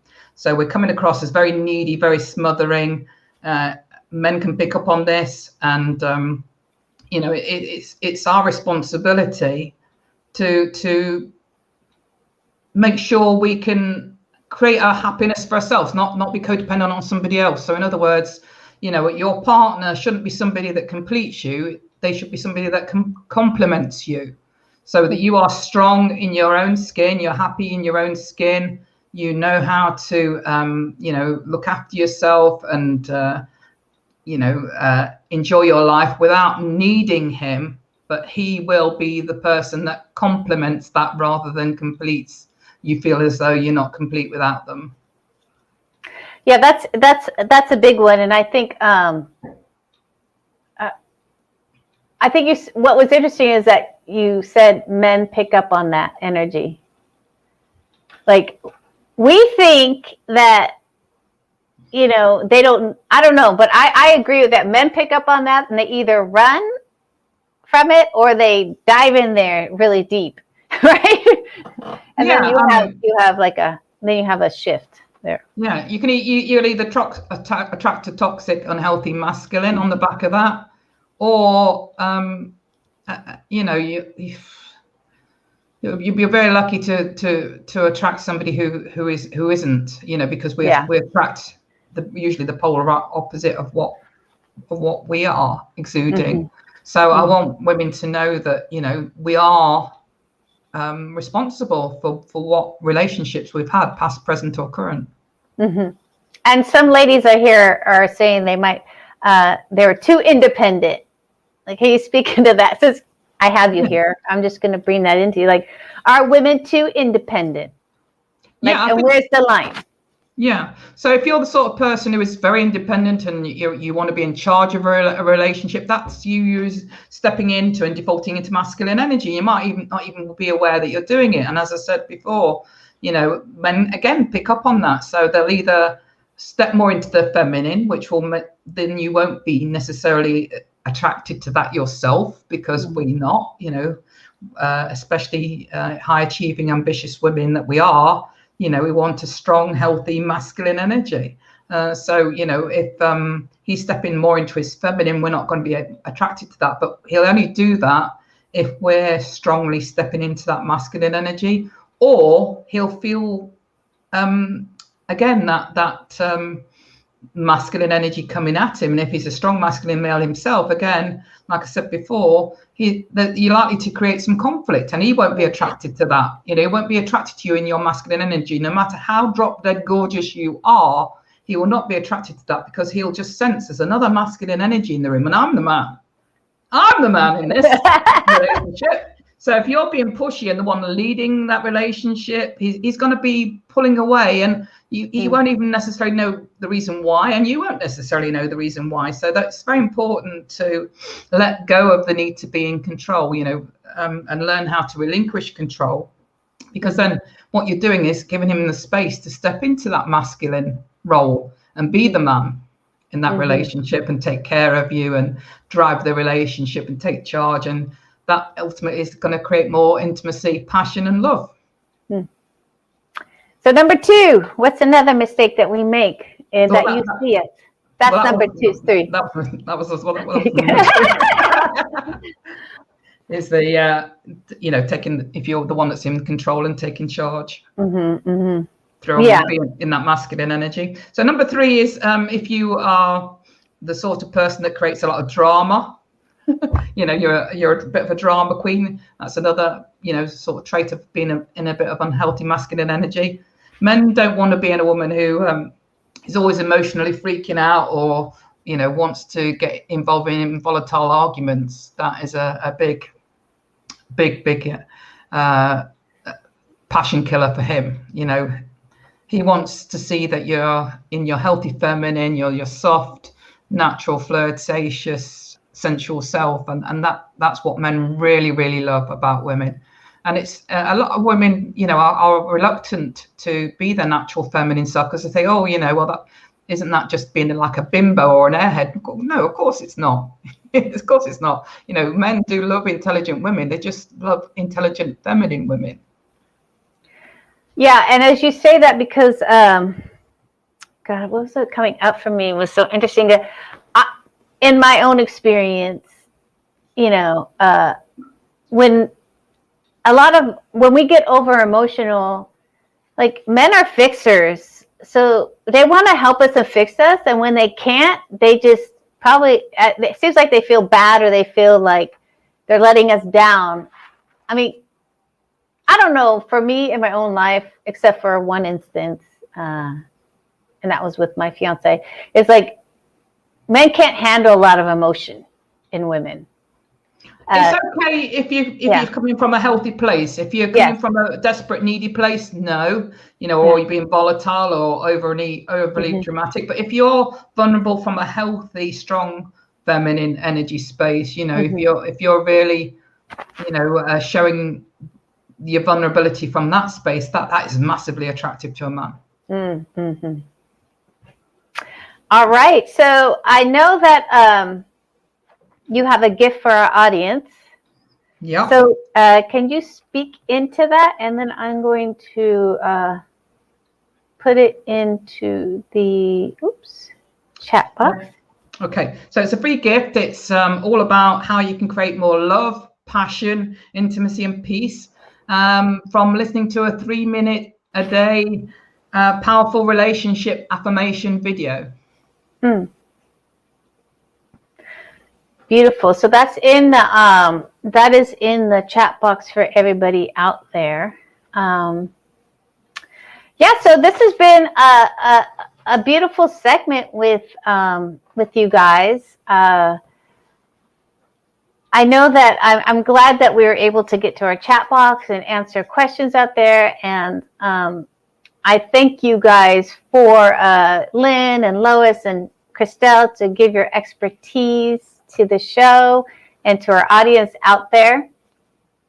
So I think we could go if you could, before we exit, if you can give one affirmation or one piece of advice or one thing that you would give to our audience, one takeaway or idea or thought to help them be unstoppable in their life and move forward in their life. I'd love for you to share that with our audience. Who wants to jump in? Yes. Okay, so thank you again, Amy, for having me, and thank you for all the women that joined us and whoever will watch the replay as well. Thank you for taking the time to listen and watch. What I will say to finish would be to just remind you that you don't need to have all the answers to get started. You don't need to have it all figured out. It's okay if you don't have the answers. You can start right now. You can start wherever you are with whatever you have. Just take the courage to make the first step. You will grow wings on the fly. So don't hesitate. Don't second guess yourself. You have what it takes. Just need the courage to start. Just start. Wherever you are with whatever you have, just start going after your big, fiery, bold dream. Thank you so much. I love that, Christelle. Thank you. Who wants to go next? You know, something to take away, something to think about, a gift of generosity. Lois, you need to unmute. As Christelle said, thanks everybody. Thanks for your participation. Thanks, Amy, for this platform. So my message is, know whatever you're going through in your life, you are not alone. There is help and support out there.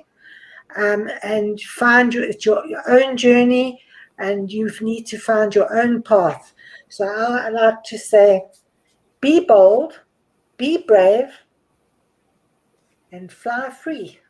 Ah, yes. Thank you for that, Lois. All right, Lynn, what's something you can give our audience a nice takeaway in their heart, for their hearts and their love and their relationships? Okay, mine's going to be a message to practice on any man in your life.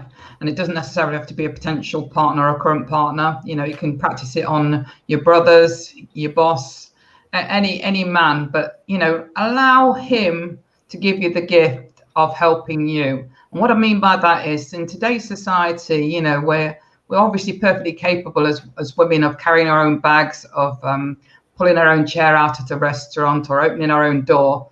But you know what? Men love to do those things for us. And quite often they get hurt if we don't appreciate that. So, you know, the next time a man opens the door for you, pulls a chair out for you, or carries your bags, give him the honor and the gift of allowing him to do that. And not only that, but thank him and appreciate him for doing so, because it's going to make him feel like your superhero and the man.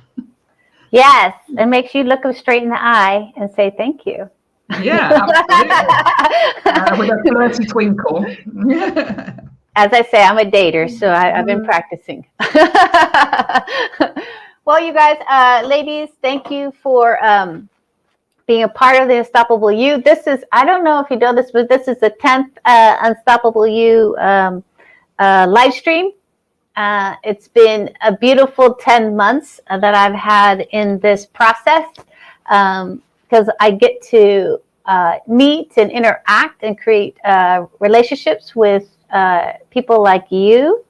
And, you know, as I say, life is, for me, all about relationships. And it was the main way I healed, and it's a beautiful experience. And everyone out there, just know that we are here for you. We believe in you, and we're excited to have you here. So with that, ladies, if you want to unmute yourself and say your goodbyes. Thank you so much for Bye. everybody for showing up. I Thank really you. appreciate. Have a beautiful being day. here.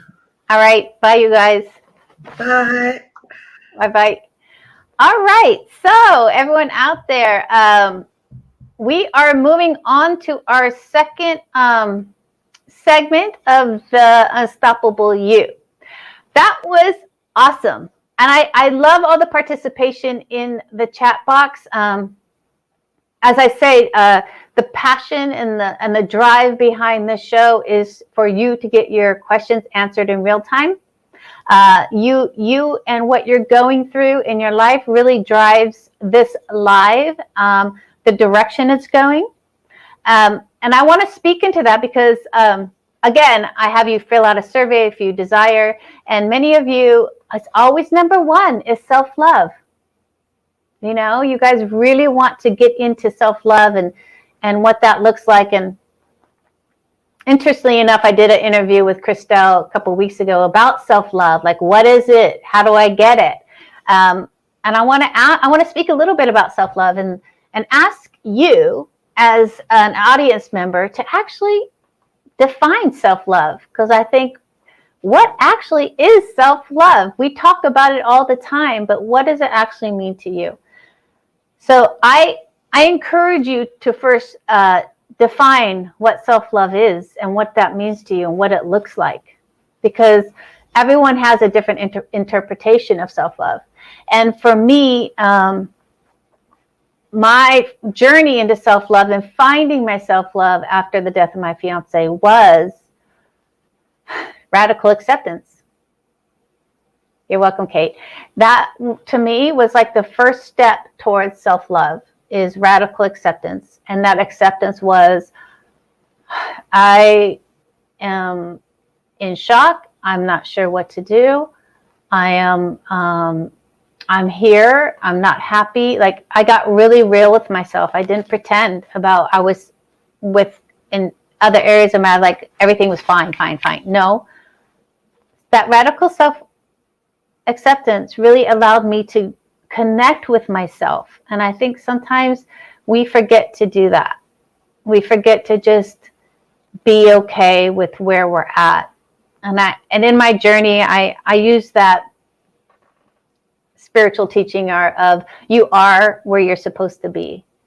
Like I use that, like going back to college at 43, sitting in community college with 19-year-olds, right? 18 and 19-year-olds, and having to say to myself, Amy, you are where you're supposed to be. And just getting into that radical acceptance and asking myself, what lessons can be learned here? How can I do better? How can I be better where I'm at? Not where I want to be out here I didn't want to cause any angst or feeling of judgment, like I'm not good enough. I was like, I'm here. This is where I'm supposed to be. And I took that lesson, and that lesson of radical acceptance of like, okay, I'm here. This is okay. This is where I'm supposed to be, really led me to be in front of you today. Like, I didn't resist it. I didn't resist anything. I sat with that. And many of us wonder about self-love. And I would implore you and encourage you to really just sit with it and go into radical acceptance. And that's really where you meet yourself. And that's really where you find the courage and understanding and peace. There's a peace that comes there, a peace that you're like, okay, I don't know what to do in this situation, that allows for opportunities and possibilities in your life. So I encourage you to start taking that step of, it's okay, I'm where I'm supposed to be. You know, I don't have to do or be something else. So what I'm going to do is, if you are ready to, I'm going to put in my link if you want to have a free session with me to really speak about the possibilities and what is next in your life. For me, I had a big loss. I went back to college. I got my degree at 46. I got my coaching certification. I started a business. So basically, I went from ground zero, and just like Lois was talking about those different phases, you know, I so related to that because I started at ground zero of a huge loss. And through these years, I think it's been 10 years now of building and building and building. And people might not want to hear it's been 10 years. They think, oh, it should be a year. No, you are where you're supposed to be. My journey is my journey. Right? I wouldn't be here today if I took a year to get here. That much I know for sure. Because all of my learnings in my journey is who I am today. And I encourage you to really think about that, because this life, as we spoke about in our session earlier with the ladies, is not about, you know, time or how long it takes. It's more like you are on a journey. This is your life. This is your life. Like, this is yours, right? It's not a perfect journey. It will never be perfect. It could be very satisfying and squishy and learning and like entrenched in depth and love and feeling, right? But it's not a sprint. It's not a sprint. So as I say, I encourage you to book a call with me. I encourage you to have a conversation with me and to see how we can move your life forward. And it is really about just getting down to the nitty gritty about what's really going on. Because that is where truth lies, and where truth lies, and that is where growth can happen without the fight. So Kate says, I've been watching you on YouTube. Can you share me a price list? Thanks. A price list for what? So the price list is, it's a free call with me so we can connect, and that we can, you know, this is interesting. And I want to speak about this a little bit with our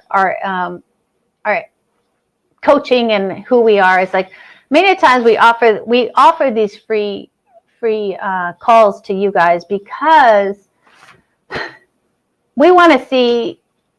We want to see what you're going through and to see if we can actually help you, because sometimes we can't, and we might know someone who can help you. And this is why our free calls are so important, is because when we have a conversation with you, like Kate, I might have a conversation with you, and then I might have that feeling or understanding that I'm not the coach for you. There's actually a coach over here that might be better for you. And that's the opportunities of these calls. And I just want to say that to you, that the opportunity is for you to see if I'm the right fit, and it's for me to see if you're the right fit. So it is a relationship as coaching. Yes, but yes, Kate, I remember you from last couple of lives. I love that you watch us. So again, I mean, there's no price list right now, but I'm here for you if you want to jump on a call. All right, with that, I'm going to introduce, I'm going to bring in our next round of speakers to have come. This is a live event. There's Carrie and Marcy. Hi, everybody. Hello, and we are waiting for Andrea. So she was on the live earlier. I saw her, so she will pop in. I think she's in. Here she is. Hello. I think she's in Budapest. Are you? So she was on the live earlier. I saw her, so she will pop in. I think she's in. Here she is. Yes. Yeah. I think she's in Budapest. So I'm gonna. How come I have an echo? Okay, hold on a minute. I'm going to mute everyone real quick. Okay. All right. So I had to mute everyone because I was getting some kind of back replay thing. So I want to say welcome to our experts. I'm excited that you are here for our second round of the Unstoppable You.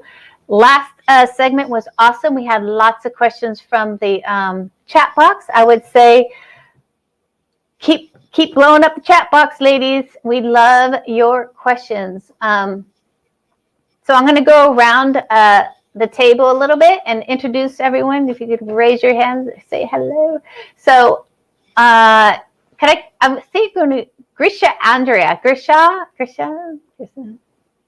Okay. She's our orgasm coach.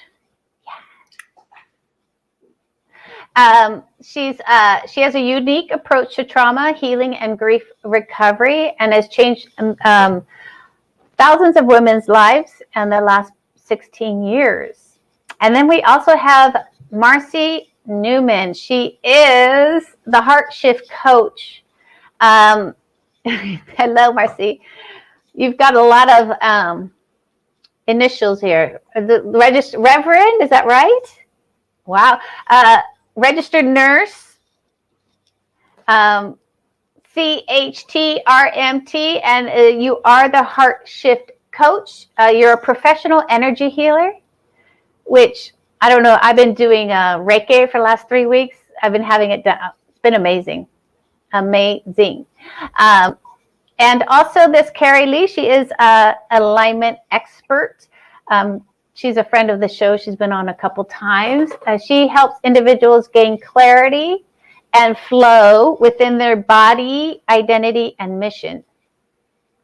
So I'm super excited about this segment. And I think we're starting with Grisha Andrea, the orgasm coach. And this is a great place to start. So can you introduce yourself and then tell us, what you do and how, what you're seeing out in the world today with our orgasms. And then you can speak into that. Yeah, thank you very much for inviting me, and I'm so happy to be here because I think that this is very important to talk these kind of like taboo topics, and I want to bring a little spice in this conversation.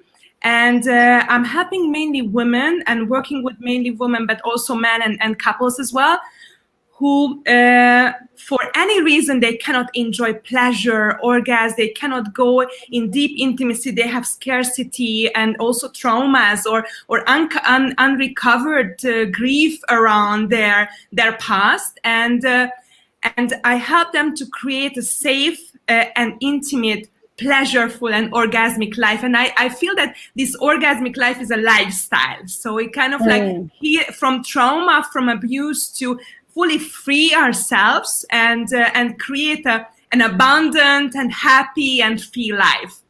And I've been studying for all around the world: sacred sexuality, tantra, trauma healing, grief recovery, and I'm combining hundreds of different methods to find the best solution individually, and also I'm working holistically.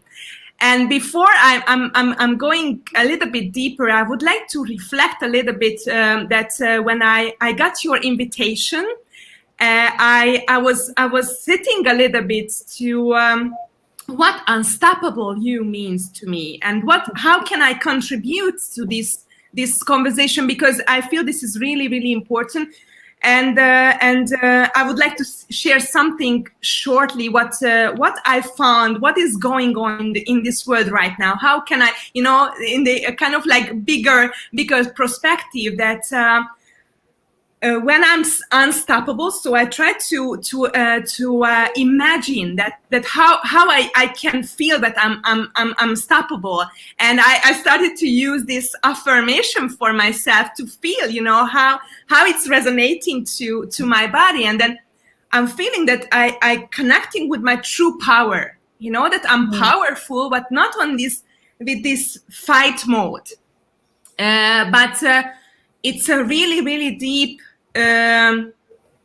safe, in a safe space, which is a kind of like I feel confident with that. This all of the fear and scarcity is away, and this is I think the key things, when the safety, what I'm always working with my clients first, that finding the safety, and not because we started to connect and create our safety from the outer world, but we forget to reconnect with our safety. And if we are traumatized, and all we are traumatized in a way, that we lost safety, we lost trust, as you were just talking in the previous round, the trust, and we're scared to be honest, because we were judged so much, we were punished when we wanted to express our truth, our true emotions, and that's why we are so much in our head and lost the connection from our body, from our real-time emotions, real-time senses, and also we are doing so much quickly, and we are which means that we are coming up to our head, and in our head we can be in the past, or we can scared from the future, and the only thing what we can be in the present moment when we are connecting with our bodies. And most of the time, that in the present moment, we are talking about meditation. And meditation is most of the time is creating images or with the breath, but not fully dive deep in our body. Yeah. I have an echo here. Let me mute you for a second, Krisha, and then Andrea and I can. Yeah, so I'm just going to have to do it that way for some reason. So this is interesting, because as you're speaking, and I'm thinking about this past year and all the stresses and the uncertainty and the things that we've been going through, and just how that really impacts our sexual life and our orgasmic life, and that feeling of safety. So can you speak a little bit into that? I'll unmute you. Yeah. Most of us were traumatized in a way, even verbally, all of us, I'm sure that we get verbal abuse, or emotionally, mentally, physically, kind of like beating, or kind of like unprepared touch could be also physical abuse, sexual abuse, and lately the spiritual abuse is much more common than before. And when we are showing our vulnerability, and the therapists and the teachers are misusing their power, and so in this case, when we lost our safety in that moment, when we got this shocking situation, when we were traumatized, when we were abused, and when we are lose our safety, we lose our trust, and we are disconnecting from our body. So our senses, our instincts started to be decreased. And this is how we usually, I'm saying that when we were born, that we have this 100% of sensitivity, and day by day, if we are abused in any kind of way, even just a little bit, then we are losing this sensitivity. And right now, in our 30s, 40s, 50s, we have a little sensitivity, and then and then this is our 100% right now. And if I'm saying that this pain is that 7 out of 10, then you are translating to yourself that what is on the scale, and it's completely different for each of us. And that's why it's very important to look at everybody as an individual, as you were also talking about in the previous round, that everyone has their own history, and everyone has their own path and journey. And it's very, very important that we need to respect that. And in the trauma healing, it's very important that we need to respect everybody's own rhythm, because most of the time we are urging, we are in a doing world, and especially women, when we need to open up, we need to open up our body, we need to open up our heart, we need to feel safe.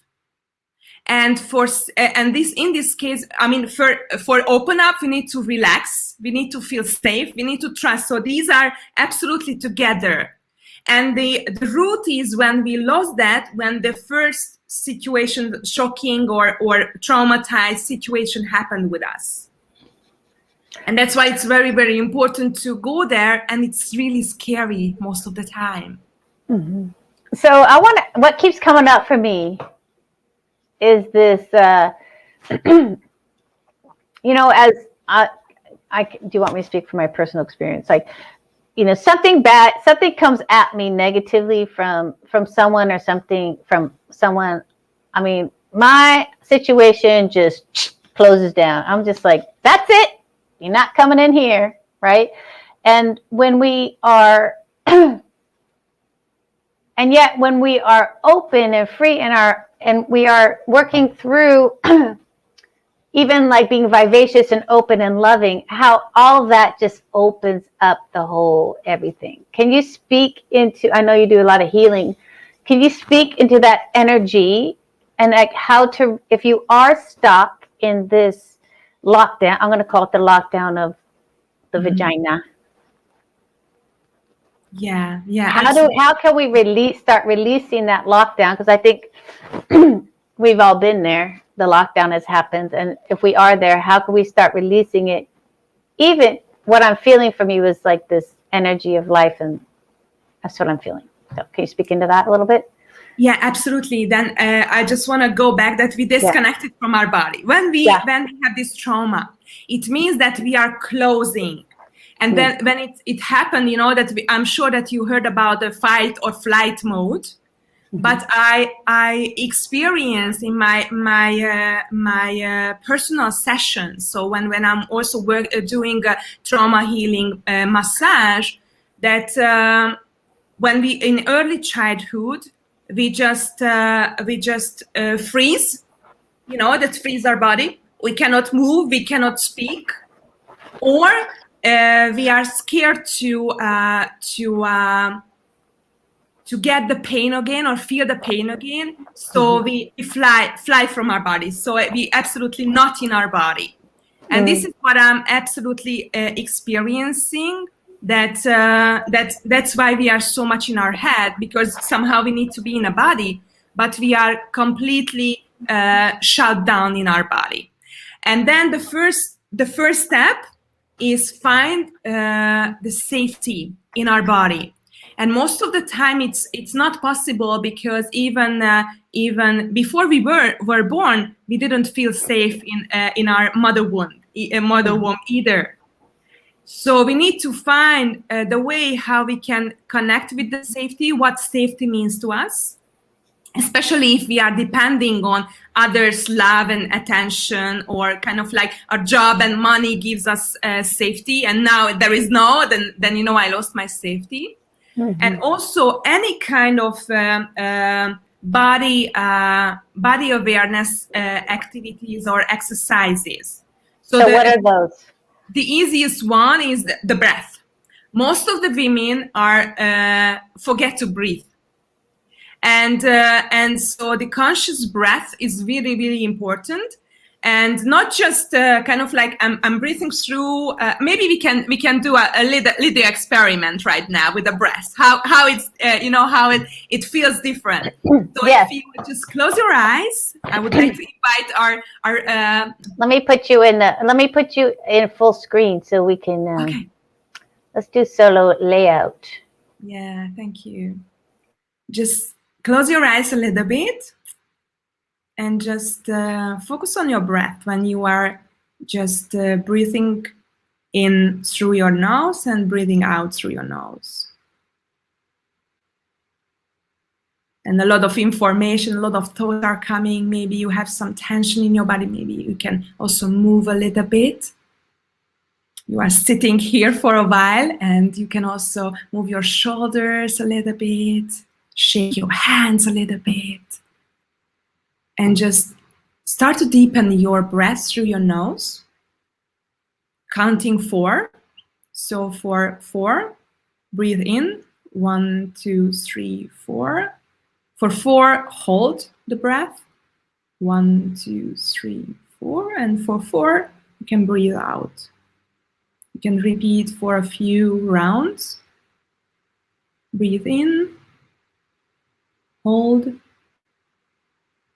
and breathe out. And then you can change a little bit the out breath through the mouth. So breathe in through your nose, deep breath, hold a little bit, and breathe out through your mouth.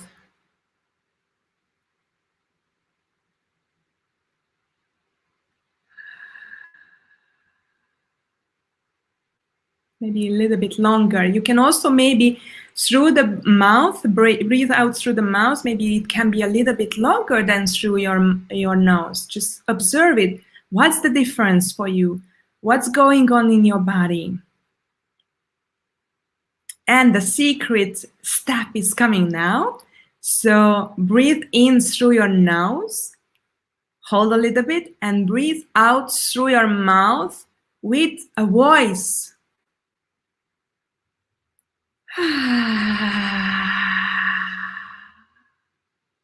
Maybe it's hard for you to give voice, but try again.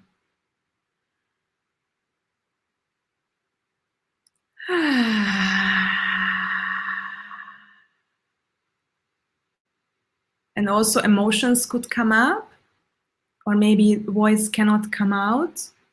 Just allow what's happening right now, and just take a deep breath one more time.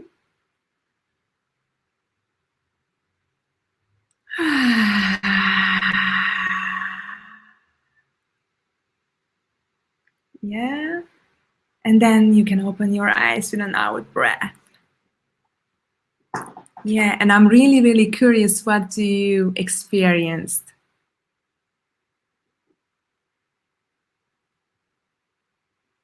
You could unmute yourself, ladies, on the panel too. What did you experience?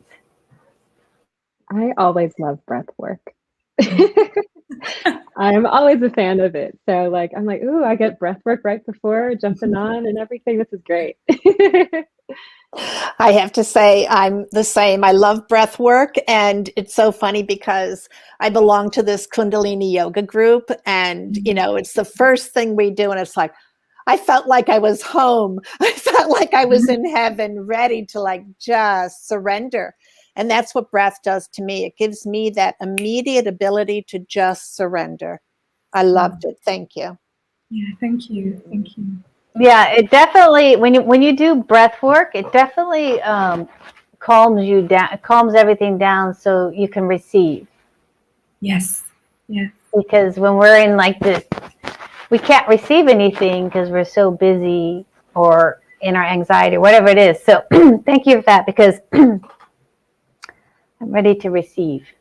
Yeah, and also what is the difference? What most of the women are experiencing, that with the out breath with the mouth can go deeper, and even with when we can give voice to our out breath, we can reach even our toes when we are breathing out. So we can absolutely connect with every single piece of our body when we are doing this relaxing breath.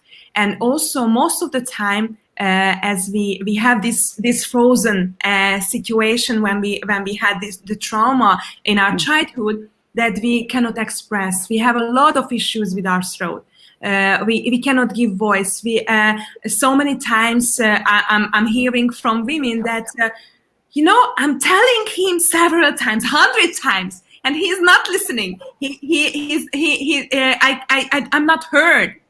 And because this is the root that we learn, that when, for example, when I was a little girl, I wanted to share something, what happened with me. I wanted to share my happiness.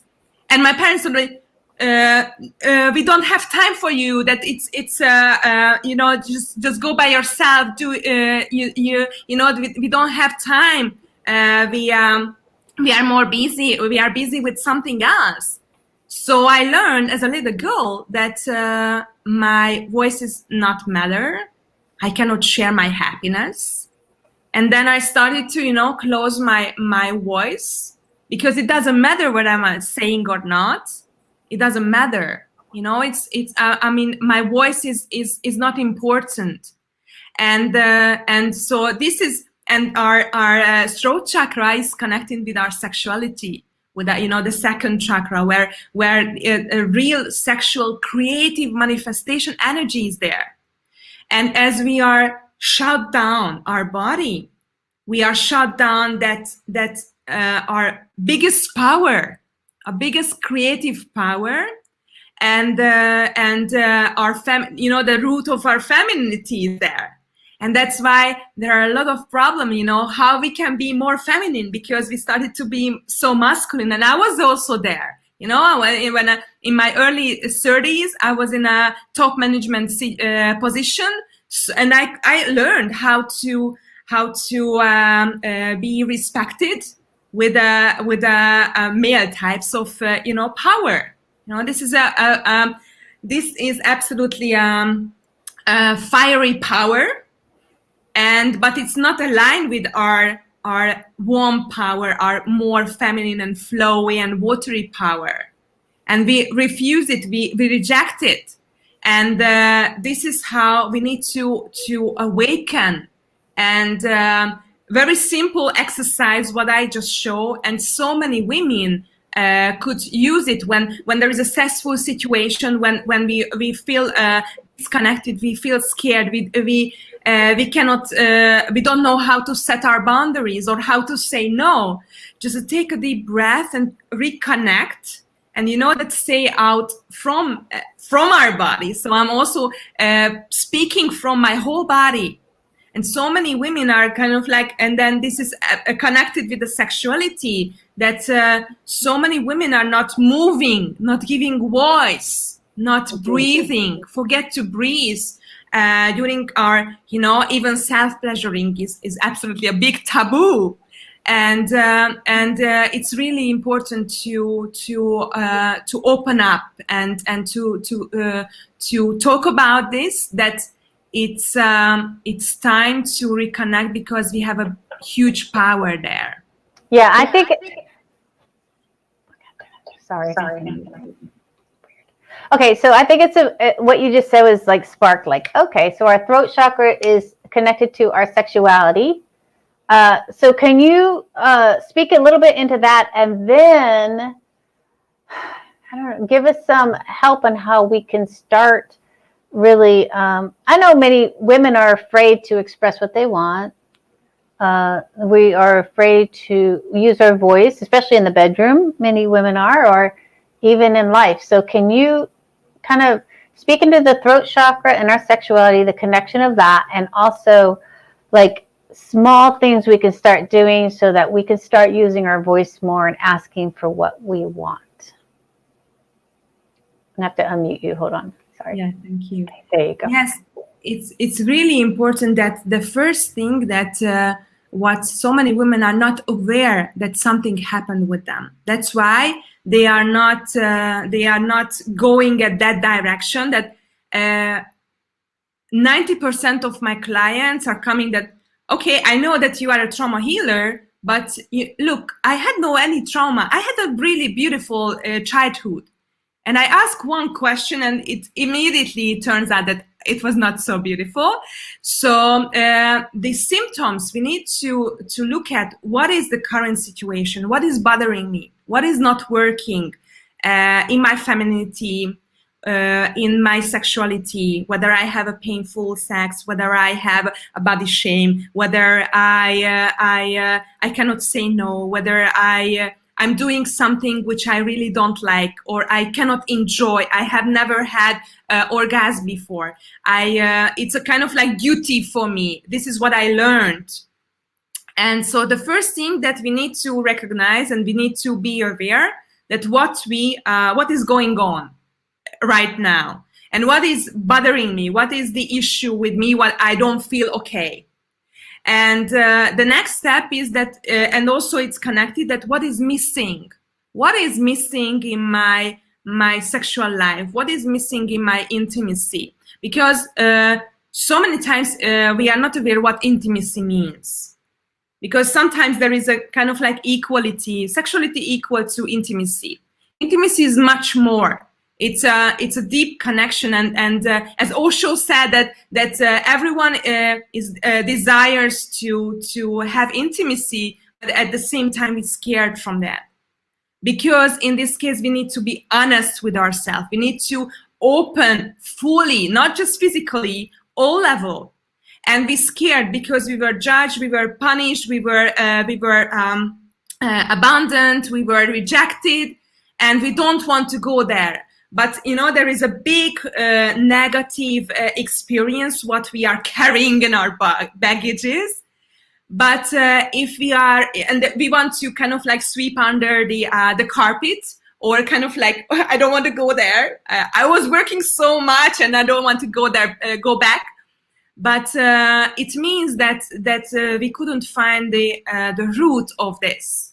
Because if we find, then what you just mentioned, that, you know, everything is absolutely unleashed, and we have a lot of energy, we feel alive, and we are absolutely unstoppable. And so the next step is that we what is missing, how can I get there, how can what I would, you know, what is my desire. And then a lot of negative emotions could come up, you know, that because I'm really angry in myself, I have a lot of self-doubt, I have a lot of inner fight. But until we are fighting, we cannot relax, we cannot open up. And then the fight, you know, after the fight, there will be another fight. So we need to learn how we can absolutely find a way to accept that I was in a fighting mode in my past up till now, but now I have an opportunity to choose something else. And maybe the forgiveness and acceptance is not coming first, but, you know, I can make a baby step, you know, just reduce my fight inside. And then when so many times we are not, we don't remember our memories. We don't remember what happened with us. And this means that now I hate my body, for example. I cannot open myself. Maybe I feel body shame, and that's why, and also I have a lot of pain in the past. So that's why I cannot trust in man. And but if I'm in this situation, or if I have any kind of female problems, that it means that something happened in the past. I don't remember most of the time, but there is something, and my memory, my mind, my awareness is not, that I cannot remember, but my body remembers. That's why I'm shut down at this moment. So that's why the body awakening is very important. So helping the body remember, maybe I don't need to remember with my mind, and then create safety around me, and start to find the safety inside of my body. And this will lead me to trust again for myself, and to relax, and coming out from my head, and then enjoy what is going on in my body. Mm-hmm. All right, thank you for all that. I'm gonna pull. Some ideas came in for me to pull in for the popcorn into our round table, and I know there's some stuff around here too. So, can you? I know you have a free gift for our audience. Can you speak into that and tell us? I'm gonna put it in the chat box for you guys out there. Can you speak into the mini course? Yes. I created a mini course. It's called Live Your Best Orgasmic Life, because when we are healing our abuse, our traumas, and we open up our body, and we start to enjoy pleasure in our body, and even simple ones, so very, very simple and easy ones, then we can open up for more pleasure. And then I would like to show how wherever you are in your journey, that you are able to create an orgasmic life, that you are able to create and manifest abundance with your sexual energy, because it's so powerful. And with the trauma, we give away our power. So now it's absolutely time for reclaim our body, our power and sexual power, and create an amazing dream life. Yeah. Yes. And it will be on 22nd of May. So it will be live. And so everyone can ask their questions and share their stories. Okay, great. So it's a live mini course. Awesome. Yeah. And will there be replays just in case? Yes, absolutely. Yes, okay. Yes, because I know you're on a different time zone. Yes. As we all are in this beautiful world of Zoom connection. We come from all over the world. So thank you for that. And we're going to go on to our next speaker, who is Marcy. So Marcy, the Heart Shift Coach. And if you would, Marcy, introduce yourself and tell us who you are and what you do and what you're seeing out there in the world right now today. Well, thank you so much. And thank you for inviting me to be part of this. I think that we're talking about such important topics today. But to start off, I am Marcy Newman. I'm known as the Heart Shift Coach. And by the way, I'm the only Heart Shift Coach in the world. Because my coaching is based on a process that I've created, which is actually the culmination of over 45 years working in this field of helping people to heal their hearts. And as you were saying previously, Amy, when you were introducing me, and there's that whole long line of credentials. Well, what I want you to know is that, yes, all of those aspects of my grooming to be who I am today were, of course, very important. But the most important aspect of the work that I do comes from, number one, my own life experiences and what I've learned in these 65 plus years that I've been here. So that's number one. Number two, the work that I've done with my clients, working with women, given me the opportunity to find the commonalities that we all experience, and also, of course, to be able to help women to identify their own uniqueness, but what they are here, of course, to express as energy beings. So my work is in teaching women specifically how to love themselves, as the physical human beings that we are, as the incredible light beings that we are, and the spiritual beings that we are, but also as the great receivers of this universe. And as such, when we start to embrace ourselves as these multifaceted, incredible beings, we are actually accepting ourselves as our divine selves. And so when I am working with women to really cultivate this, and I love, by the way, Gracia, what you said in terms of lifestyle. It really is a lifestyle transformation. Personal transformation requires commitment to create a different lifestyle, a different way of being, of looking at things. And of course, it requires different actions. And so in this journey of self-love, one of the most important things that I have found is that it's important that we cultivate this energy of courage, because it takes courage to let go of the societal expectations, our, expectations of our family, our religions, our cultures, all of that, and to become authentic beings. When we're looking to integrate all of these parts of ourselves and truly accept ourselves as these incredibly powerful, right? Beings that are here almost in a majestic way to be the great receivers of the universe, so that we can then, of course, project what the energy of the feminine is. When we start to integrate these energies and allow it to start to lead us, okay, the courage that requires is one that also requires a 24/7 commitment. And so what I have found is there's so much confusion about self-love, right? Very often it's identified as aspects of self-care.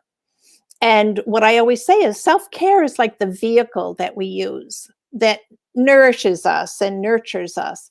But self-love requires that we actually accept ourselves as the divine beings that we are, and start to create a life that is an indication of that, but also to make choices and to take actions that are in alignment with that, Carrie. So, I think self-love is something that each of us comes here almost knowing that it is a prerequisite for our happiness, for our fulfillment, for our joy, for our success on every level, and even our health. I know for myself that, there was a time that I was so busy living my life to appease others, living up to the expectations of so many others, that I forgot the most important aspects of myself. And in fact, I'm going to tell you that there were parts of them that I had been told that they were unacceptable, that they were archaic, that they were too crazy or too esoteric or too this or too that. And it was always those parts that I would, of course, try to sweep under the rug. But the more that I denied them, the more that they demanded my attention. And what happened was, because I denied them on a spiritual level, I denied them on a mental level, I denied them on an emotional level, what was left but to erupt on a physical level? And when that started to happen, I also started to realize that I had this sense that my spirit was dying. And I felt so disconnected from my life. I started to feel like I was looking at my life from the outside in, and that I started to live almost like event to event. I couldn't wait for the next event, whatever was on my calendar, right? Let me just get there. Let me just get there. Now I was married. I had 4 kids. You know, my life was so busy. And so you can imagine I had lots of things on my calendar that helped me to just, completely negate myself. So I'm going to jump in here real quick. Yeah, sure. Right. So, because I think many of us out there are in that mode right now. Like we're in the doing, we're in this event like this. So what would you recommend we do right now to kind of like start pulling back into self-love and because I was like, I think self-love is an interesting topic also. So really try to like how in your heart shift coaching way, like what would be some of the recommendations for you have for the listeners out there who are stuck in that minute, like just one thing after another? Yeah. So number one, you have to accept that really is your purpose here. Your purpose here is to enter into that journey of loving yourself, embracing yourself as this magnificent being. That's number one. And without being able to accept yourself as that, you'll go only like through the actions, right? And not find you won't be able to find the connection to you, to your heart.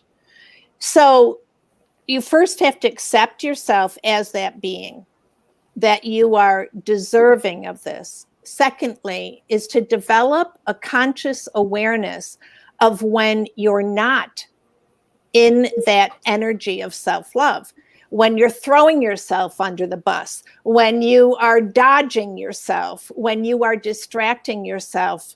And of course, when your ego is taking you off with all of these other distractions and smokescreens to deny you the opportunity to tune into what you're feeling. So we have to create this conscious awareness of feeling. And I love so much what you were saying, Gersh, about, needing to be in the body, because a feeling that I'm referring to is actually a sensation that accompanies an experience. Excuse me. So that sensation is first delivered to us by the higher self that knows exactly where we need to go, what we need to be doing. And of course, where our happiness is going to lead us to fulfillment. So we learn to feel and hear that communication that's taking place with our higher self, and we enter into this very incredibly powerful place where we learn to discern rather than to judge. Okay, so many of us are living lives in judgment, and the judgment is what creates the separation. It's what prevents you from really connecting with yourself and your life that you're meant to be creating. So I just want to say that is like, I love that. And that's like the assessor. I'm like, just be the assessor. What's happening? Because it does create that space, and instead of judgment, because women are, We love, we can get the gold.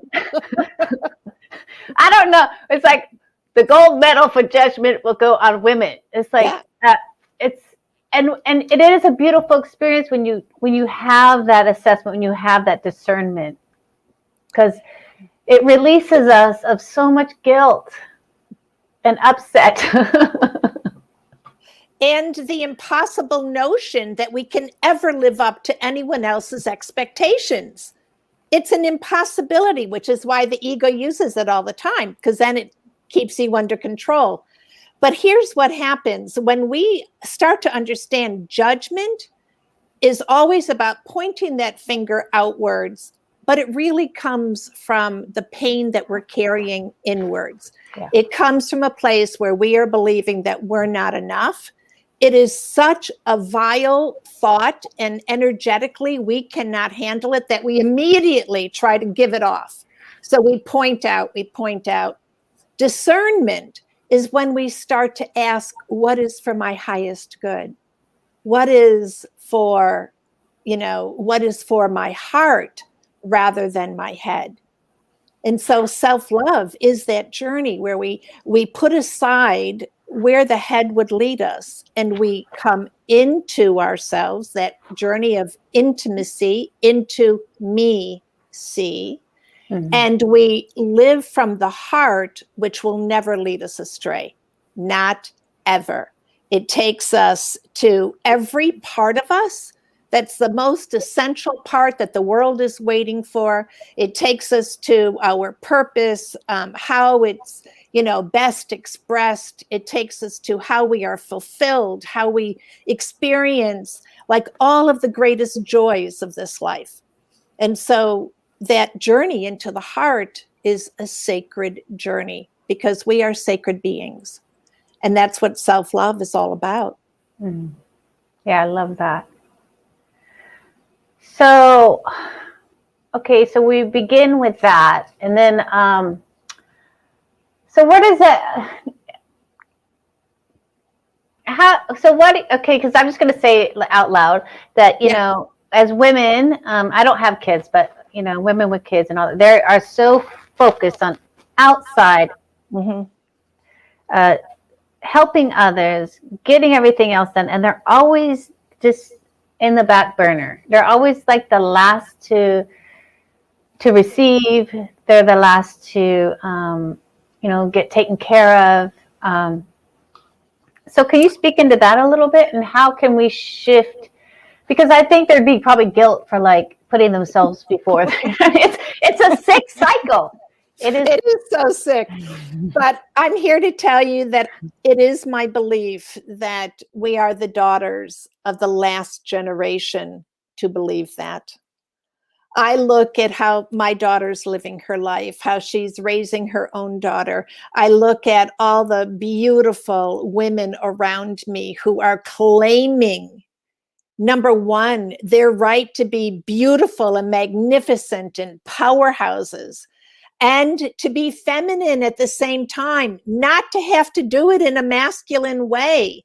That's what got us into trouble. We thought that we had to do it the way they were doing it. No, we have to do it the way we're meant to. We are meant to be in our heart. We are meant to receive so that we can be the ones who are really blessing, nourishing, nurturing this world. And so when we recognize, thank you, God, I don't have to do that anymore. We can really, truly just embrace ourselves. But from my perspective, the other aspect that we have an advantage of is that we are also learning as energy beings. We're learning the language of energy, and this is what I teach. So when we identify energy, we no longer have to acquiesce to those teachings and structures, because all of that energy coming in and out of our field tells us everything that we need to know. So when we're starting this journey of self-love, it's important that we raise our vibrational frequency. We actually have to increase the amount of light that we allow in. the life that you were, describing, Amy, where everything is all about everybody else. I mean, did anybody else feel themselves like doing this? Of course, we have to actually contract our energy field in order to, dive through that. But when we're open, when we are accepting of ourselves and the role that we have as women, and we understand every time those voices start to infiltrate, we have to know immediately how to shift that. Here's what I think is like the fastest way, and it's fun. So what I always recommend is that you start by becoming a love detective, right? So you carry with you this little pad, and you are going out every single day with the purpose of collecting data. You're collecting data that is actually energy in the form of a message coming to you from your higher self, right? So it's always about love. That's the only communication that's ever going to take place from your higher self. So start to notice as you're going about your life, what makes your heart sing? What has your foot tapping? What has you leaning in? You want to hear more about what just brings a smile to your face. How do you feel when you see that light streaming through those trees and it's like, or something really just captivates you? These are all those messages. So you just write them down, write them down, write them down. They're filled with light. And then at the end of the day, you read through them and you recapture that feeling. Now you're going to sleep with all of that energy that you have called forward, and it is going to marinate the whole night long. And the next day you're going to wake up and say, ooh, I'm going to do that again and again. And I promise you, if you'll do it for 30 days straight, just look for all the things that make you feel better. And by the way, one of the clues is that it'll also make you feel softer. Okay? You'll feel like you can breathe more. You'll feel like you're more in your real, true being. And at the end of 30 days, you will have raised your vibrational frequency so high that you'll remember who you are. Yeah, I don't want to speak into that because this idea of light energy coming in with self-love is so important. And until you, I have an echo a little bit, so I'm gonna mute you for a minute. I just want to have this second thing, because it's interesting, because as soon as you let that light in, it does allow for more self-love. And it's interesting because I have questions from an audience member about self-love, which is really about other people. How to know how to trust someone, or how to know if they're the right one, and I'm like, well, how's that self-love? Right? So it's interesting how that self-love of self-energy, and when you have it, you don't have to ask those questions, because when you look at someone, you'll be able to assess and say, is this really the person that's going to fit to my life, in my loving life, right?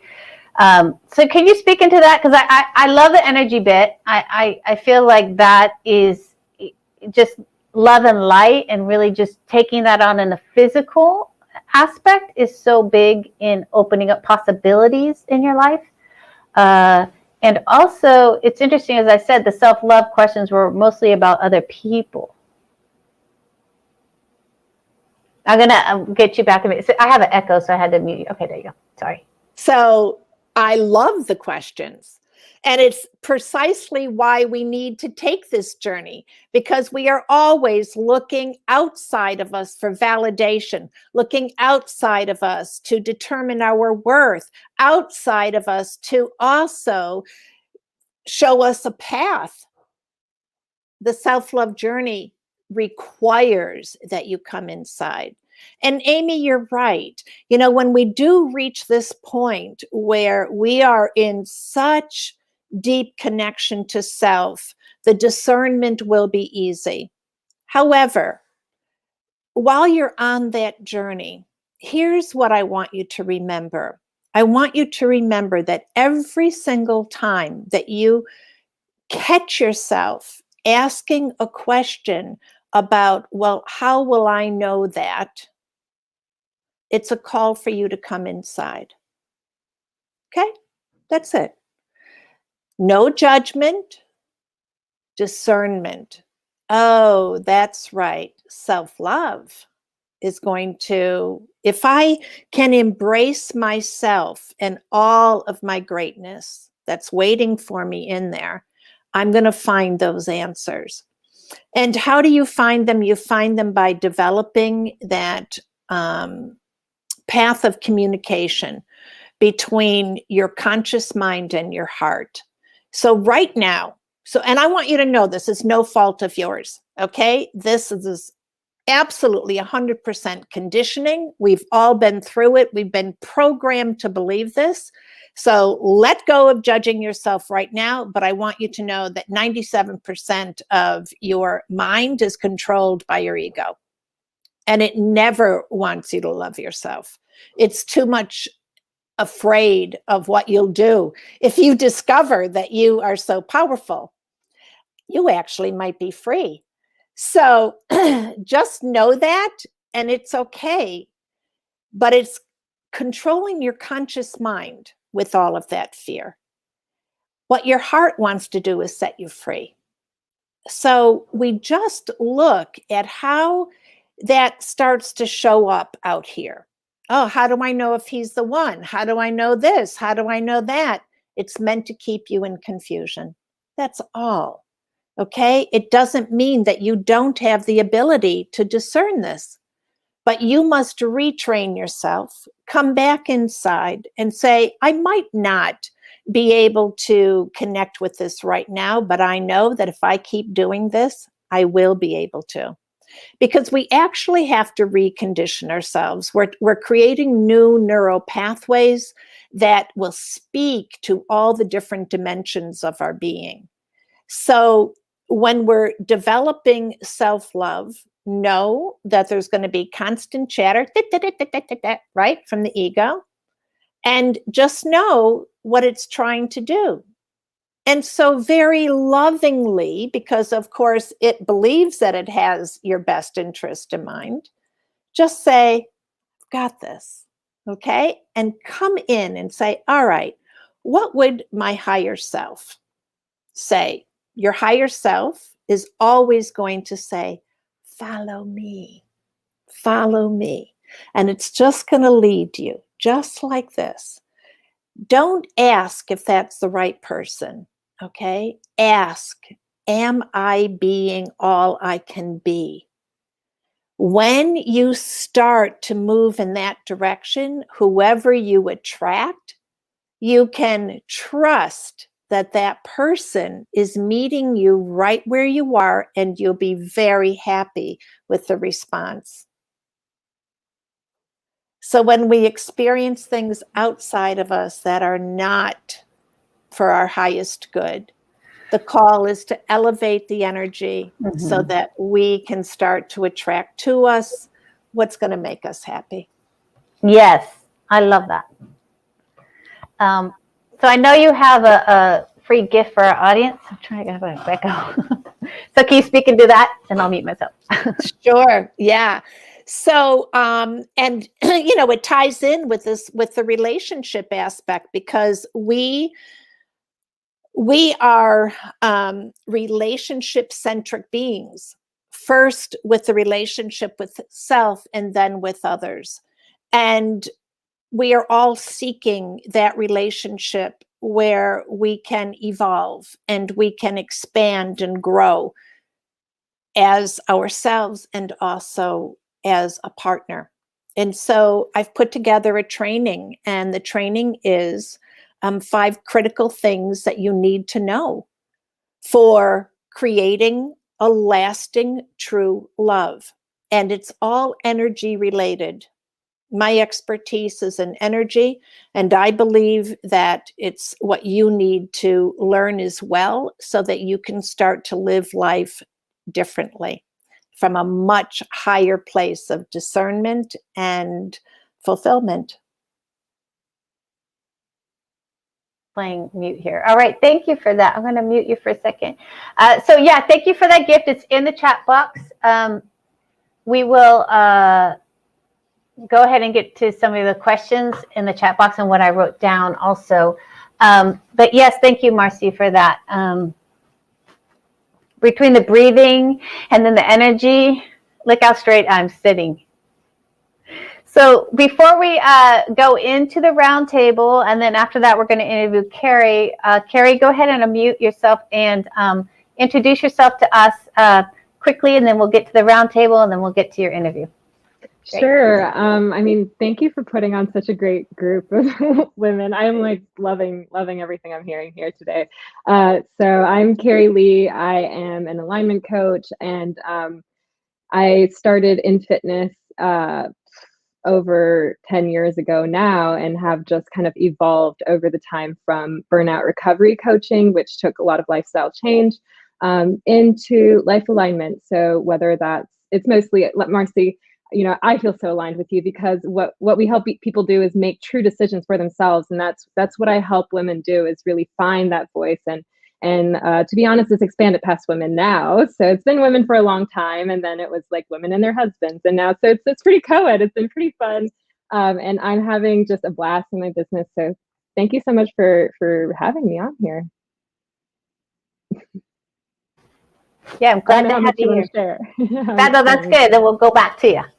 So let's go to the roundtable section. I'm going to popcorn questions in, and Carrie, why don't you start, just because you are brand new. You could warm up your voice, like I said in the other one. Yes. So let's talk about all of us have worked with energy and stuff like that, and like stuff. So why don't you speak into energy and how it shifted you, and like the best practices for energy and how you do it and what it looks like. Just go into your own rendition of energy and energy healing, or whatever that is for you. Sure. So I started in the fitness industry. I've been out in the fitness industry over a decade now, and so proud to like hand that program off to my head coach after a few years of her studying under me. So that's pretty exciting, and that's where a lot of it started. And it was really, I was in Singapore, and as a personal trainer, you know, think of the women who are coming in. They're usually, you know, women in menopause or women around 30 that, you know, life is kind of hitting them pretty hard. They don't know who they are. They've been living for everybody else. And so a lot like what both of you amazing women have been talking about all today, I feel so aligned with that, because I feel like we entered and helped from all these different aspects and avenues. And it's just amazing that there is such a team of us doing this work. And so a lot of what I do in my system started in the physical body, but like it's really duplicatable, whether you're talking about the emotional realm, the mental realm, the spiritual realm. And a lot of people have it figured out in one realm sometimes, and they just don't really like know how to duplicate that over somewhere else. But when you take a step back, the principles are quite similar. And I think ladies that are you guys coach, and you guys know what I'm talking about. When you take a step back, the problems tend to be the same. And so how I break it down, growing up like as an island girl and everything, I relate everything to the ocean. And so I break it down into about 4 levels, and these levels started when I was in fitness. So they're treading water, you know, they're drowning, treading water, and these are your survival type, that fight or flight response levels. And because I do have that hormone background, so drowning, imagine that exhaustion, that hopelessness, Grisha, that you're talking about, when, you know, there's just nothing left. I call it zombie mode. You know, you're alive, but you're not living. It's like you're moving, you're doing all the things in the farm, but like nobody's really there right now. You're checked out of your life. And so I kept seeing this in gyms, and I kept seeing it happen, and the hormonal dysfunction that came with it, and the inability to manage stress. And I'm from Singapore, right? And so if you know about Singapore, we're quite advanced. We're very modern. We're extremely fast paced. Like I always say, it's kind of like an Asian Manhattan, if you can picture that. And so, you know, the role of women there has changed very, very fast in a very short time. Just in my mom's generation, like that whole flip just happened, where it was almost like just a village to a very expensive city now. So I was watching this crisis happening in the studios that we worked in. And I was like, this is not working. On the physical level, this is not working. And most of the ladies were coming to us in this burnt out state of drowning and treading water. And if you guys know anything about like traditional fitness that's been out there for a while, it doesn't really work for women who are in this state. And so what we were doing is putting women deeper in the hole, because like, I think both of you really touched on this, but we weren't really being serious about what their actual reality was outside of the gym. And it was causing more problems than it was really helping them with. So we worked with really getting women out of this drowning, treading water state and learning how to shift habits first in the body, because it's so tangible, it's so easy, it's easier to grasp when it's in the body, and then learning how to teach them how to transfer that into the mental and emotional states as well. So bringing them into swimming and running, where they can take care of themselves, make better decisions for themselves, be calm when they need to be. Yeah, I love that, because the energy shift for many is physical. I'll talk about them in a minute. Who wants to go next about energy and like how you use it? And yes, Marcy. There we go. So I think there are some basic things for every person to start to reorient themselves with. And that is, everything is energy. So everything physical, the cup is energy manifested in that way. But so are your thoughts, so are your beliefs, so are your emotions. In other words, there is no aspect of you that isn't energy. There is no aspect of anything in your environment that isn't energy. So what does it tell you? It tells you that energy is our first language. Ooh, we already know this, okay? It has been sort of submerged by all the different languages and the distractions and all the conditioning. No one can ever take that away from you, but it's your job to uncover it. So the more that you start to, again, move into this development of an awareness about how you're feeling, how you are experiencing something, you're going to start to understand how energy is relating to you. And then you're immediately in this place of power, because you can discern whether or not that energy has the capability of creating what you want it to create. If it doesn't, your place of power is to simply let it go and start to bring forward the energy that does have that potential. So I love so much what you said, Carrie. You said, what you were doing wasn't working. Now, on some level, you might have realized not energetically it wasn't working, but you could see that the results were not what you wanted it to be. What you actually did in shifting your position and in shifting your program ultimately was you had what I call is the heart shift. It is the moment of recognition that energy is not working for us, and we choose an energy, a different energy that will work for us or has a greater potential. What we're actually doing is we are recalibrating the energy frequency of the energy that we are emitting from the heart center, because that's where all creation takes place. We always, get caught up in, what we've been taught, that, the manifestation happens from our thoughts. That is down the line. The energy that creates the thoughts is, your thoughts are born within the energy of your heart. And whether or not you allow them the freedom to manifest, allow them the freedom to come to fruition. So we have to start to understand, this is our center, not this. This is where it all happens. So when we start to discern, ooh, does that feel good? No. Normally what happens, or what often might happen, is that we try to prove to ourselves, well, I can make that work. Or we try to, we're suddenly doubting ourselves and saying, well, there must be something wrong with me. If it's working for everybody else and it's Right. not working for me. Well, we have to move beyond all of that. That is what is part of our conditioning.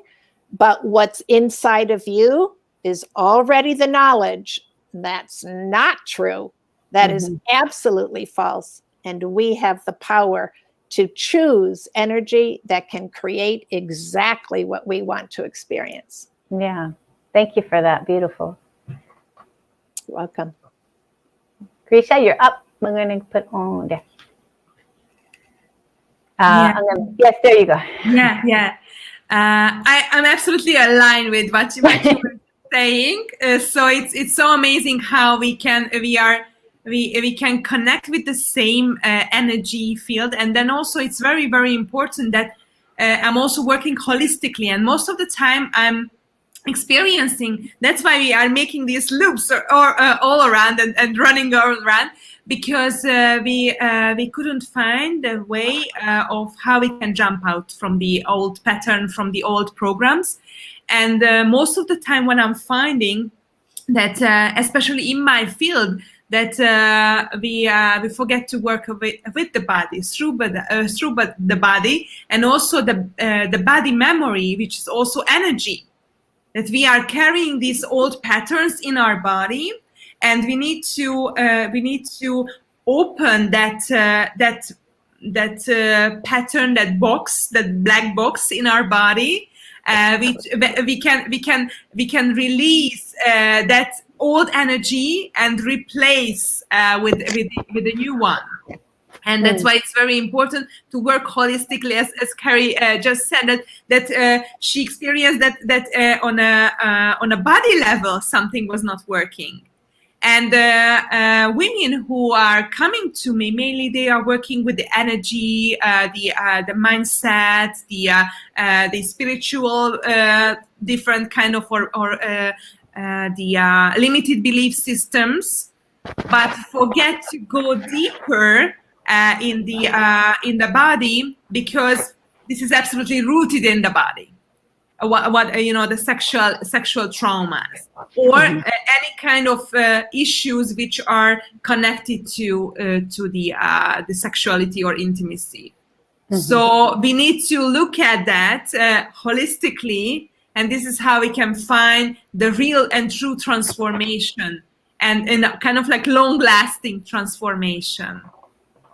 Thank you for that. So I'm going to add to this because I think Carrie kind of hit on it, and me, because I've been a dancer my whole life, choreographer, dancer, teacher, right? And it's interesting how, we're always talking about trying to get in touch with the body. And for me, my energy was in my body. I had to get in touch with my words, like my energy of speaking and words, and how to articulate what I was feeling, because I was always expressing through my body. It was such an interesting shift. And my body was always feeling a sense, just like this sliver of loneliness. Like I always had this sliver of loneliness in my body. And I would say to myself, well, that's because I'm an artist. But that's not true. That sliver of loneliness was actually my physical voice. I was not using my physical voice. I was not using my voice to express what I was actually feeling in my body. So for me, it's been an interesting energy shift of like having those energies of my voice and my body actually coming together and being expressed, is where that sliver of loneliness does not even hardly ever exist. I mean, I might have it once a month or something like that, something where there's something there that you remember, that feeling. But it's interesting how that shifted out of me, and how, the alignment of our body and our voice. And we often talk about being disconnected from our body, but for me, I was like disconnected. I was opposite. Imagine that. So, but that's been a real big realization for me, that that sliver of loneliness was actually my voice. And everything I felt was body. And I would get, everything would fill me with that, you know. So I love all this energy talk, because I think energy is so powerful. And so, as Carrie says, it's in different areas, and we can really kind of nurture those different areas that need to be looked at. So I want to talk about this question. Thank you, ladies, for that. I love that. I want to talk about this question that I think it's Sharon has. She says, I seem to feel integrated, like at a high frequency, when I'm alone, spending time on myself, my hobbies, and my friends. As soon as I start dating, with each stumble, all that inner integration seems to disappear. I can relate to that. So I think we can all relate to this. How do we take this butterfly like this and put it out to the world and find a way to function in that way that's true to who we really are? I think that's so fascinating to me, and I love that question. Who wants to jump into that? Everybody does. Love this. Okay, I can start just quickly. That what I just mentioned, the safety. So I can save in my bubble, but I cannot save with others. Mm-hmm. So that's why I would dig a little bit deep where I cannot feel safe with a man. What is the root of that, and how can I keep this safety bubble and enjoy the connection with others?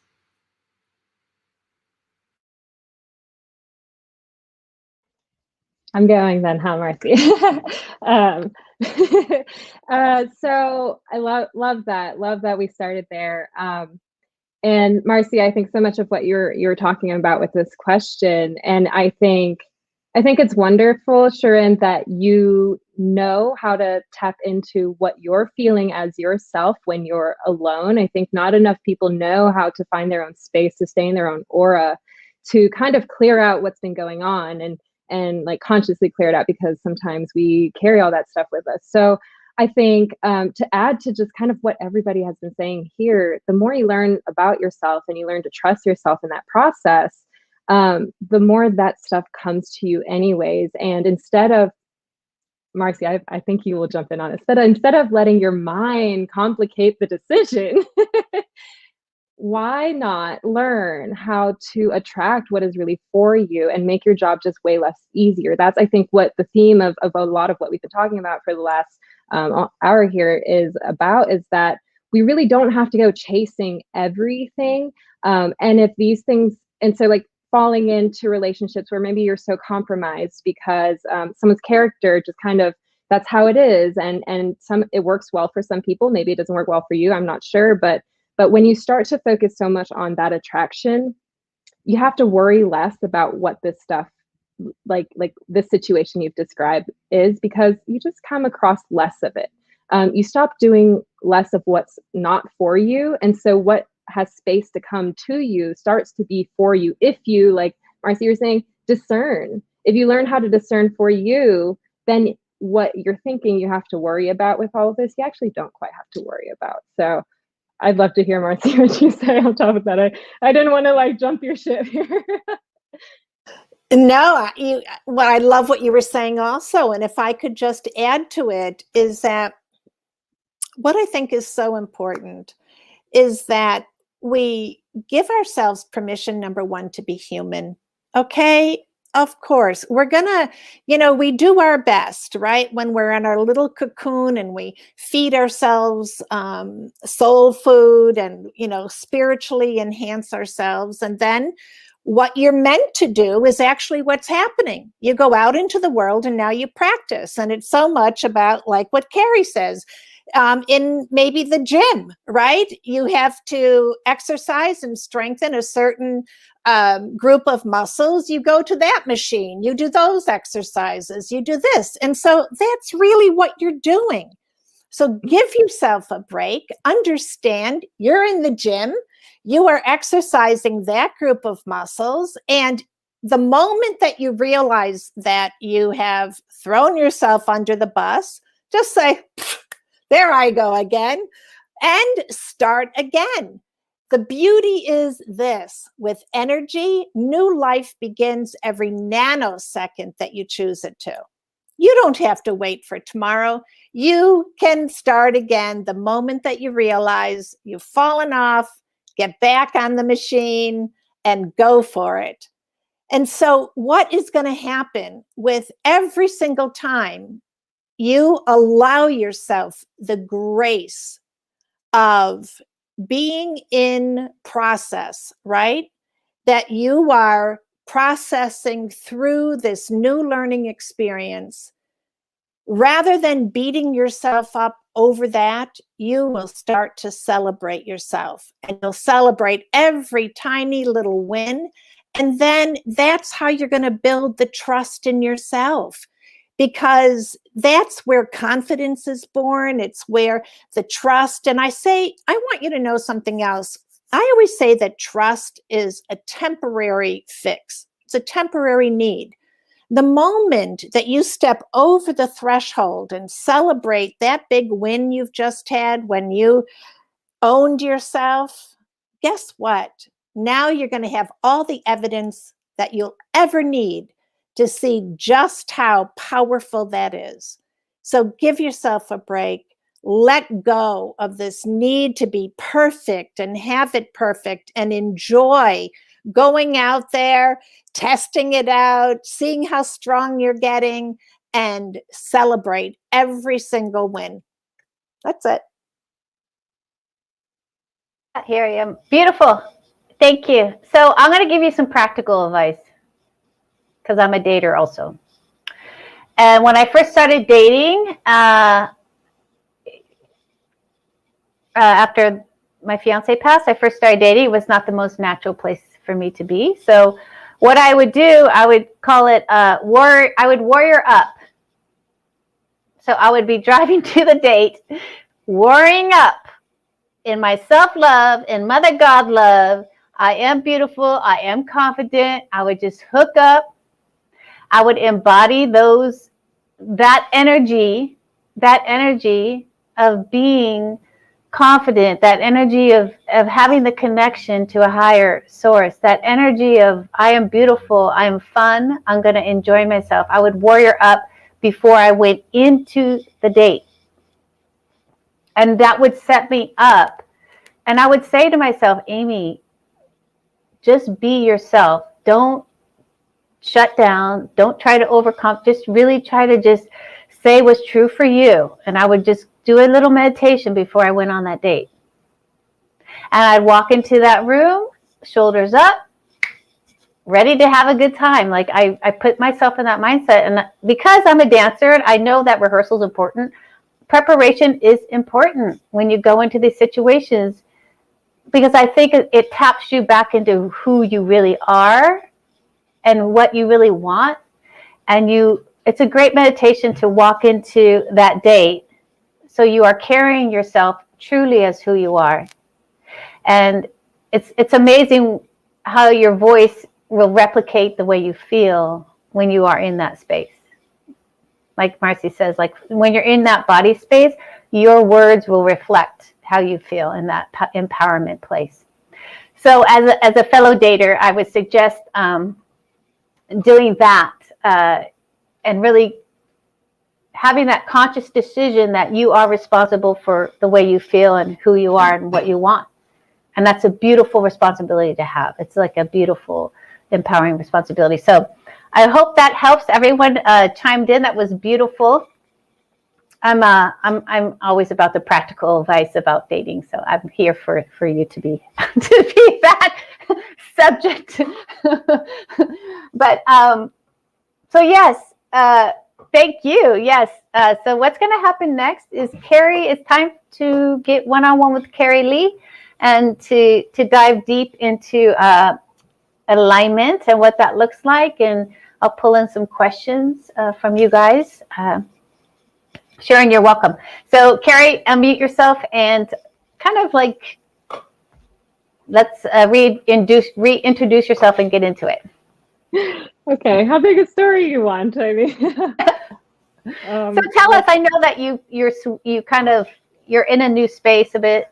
So tell us about that and what you're seeing out in the world with women right now, and who you're working with.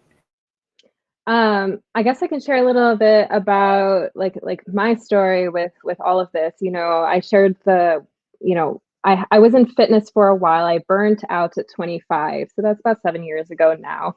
And that's when I myself had to take a look and say, obviously, what I'm doing is not working for my ladies as well. That's why the inconsistency. That's why I'm not having like my hormones are all a mess. You know, my body was breaking down. I couldn't even stand over 20 minutes.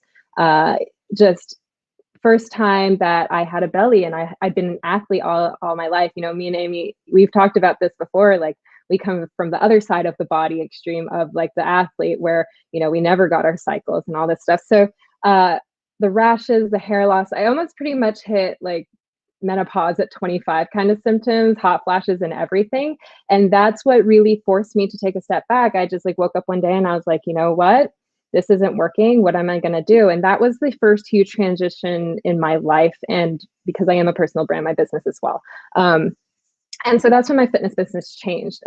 Where I am now, it's been really, really cool because, you know, after 10 years, you get kind of sick of talking about fat loss, right? Or hormones and stuff. So what happened is I started teaching a lot of coaches. And what I found was that, you know, they had the energetic part in the body figured out, but not with their money. So they would not be energetically, they didn't know how to create that flow with money. So what you have is now broken, burnt out coaches as well, right? And so that problem. And then what you start to do is you start to see it everywhere. You know, it doesn't matter whether somebody has 8 figures net worth to their name, they're experiencing it too. It's really an internal issue that we are talking about, all of us here. And what we see on the outside is just the amplification of it, right? And so what I do now, what's been really fun in my story lately, I would say over the last 2 years, is that I used to be someone who worked a lot. I feel like, Amy, you caught me, like we met maybe at the end of that phase for me or something, but I did a lot. Like I used to produce a lot of content. I was doing the thing, right? Because I thought I had to, you know? And I got challenged to, okay, well, how do I do this more efficiently?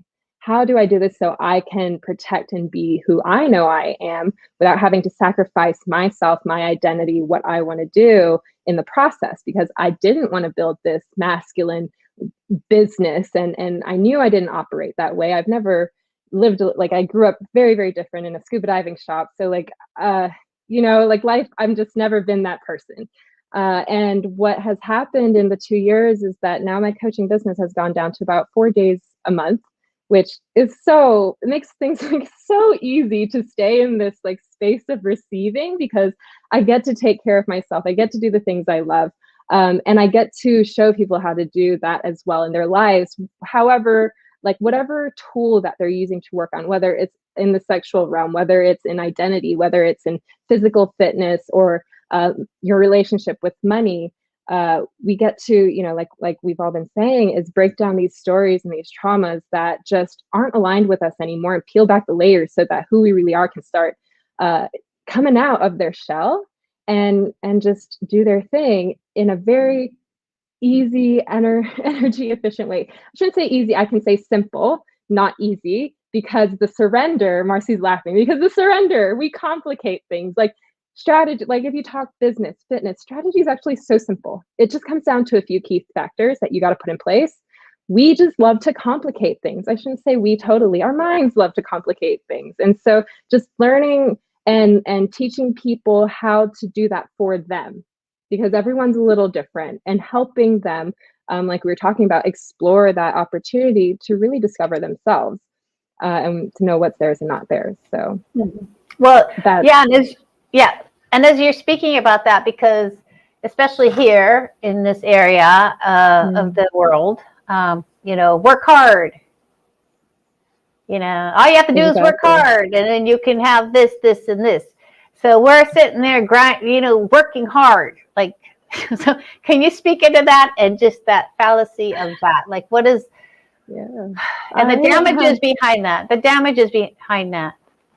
For sure. I mean, just coming from fitness, so obviously I think of the health aspect, but like I'm having so much fun just in life. Like I'm having even more fun in business. I think Amy, like you saw me 2 years ago, it probably was a very different energy. I could only imagine, but like I'm having a ton of fun right now and I'm not chasing anything.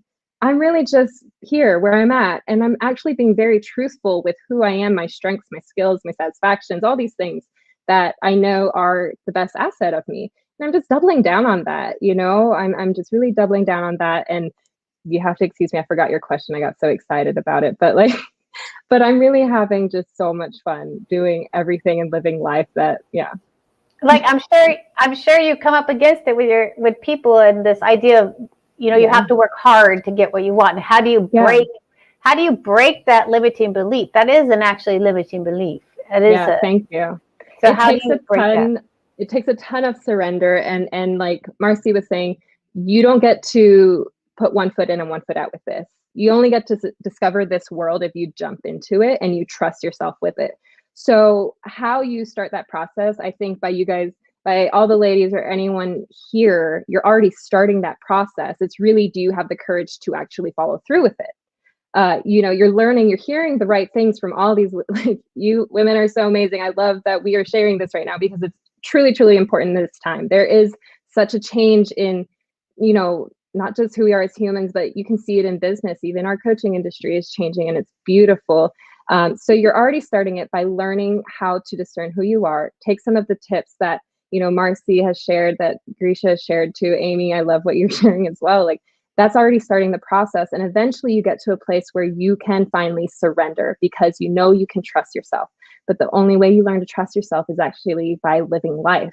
Maybe taking risks sometimes, having experiences. We want to learn everything so safely in a textbook. And sad to say, like, that's kind of hollow. You know what I mean? You can learn the text, you can learn the principles, but until you live them, do you really learn them?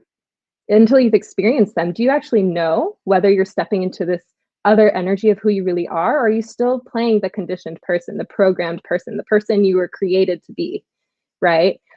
So to get out of that is really just to learn who you are, and that takes time, patience. It takes surrender, which is always the hardest part because we don't want to let go of what we think is safe to come over to something that is actually it's way cooler. It's way more fun on this side, guys. Like, if I have to convince you, it is way more fun over here. I work with people who live kind of on this other side of how to do things, and that is the go, go, go, the push, push, push. I have to prove myself. I have to, you know, live up to this expectation. I need to look like this. I have to be that person. And all these expectations that, you know, really a lot of times when you find someone in this state of like survival, those expectations don't really make a lot of sense.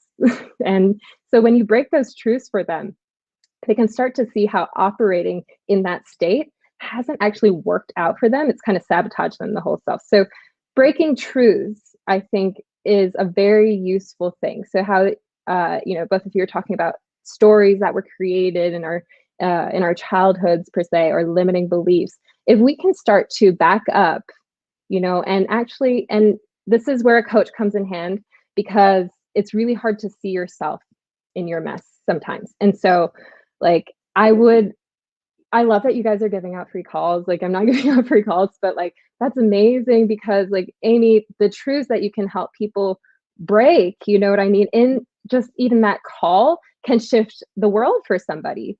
You know, like, oh, I'm actually able to do this, that, and expand past what I thought I could. Like, sometimes that's all somebody needs, is that one truth to break, and then suddenly everything just starts pouring in, life starts changing, you know. And that's not everybody, so don't build your expectation there as well. But like, it takes understanding your truth and breaking false truths that you have built in your abstract mind sometimes. And I'm sure we've all heard it before, but sometimes from the first 7 years of your childhood, especially when you put these ideas into stories that you understand as a child. So that.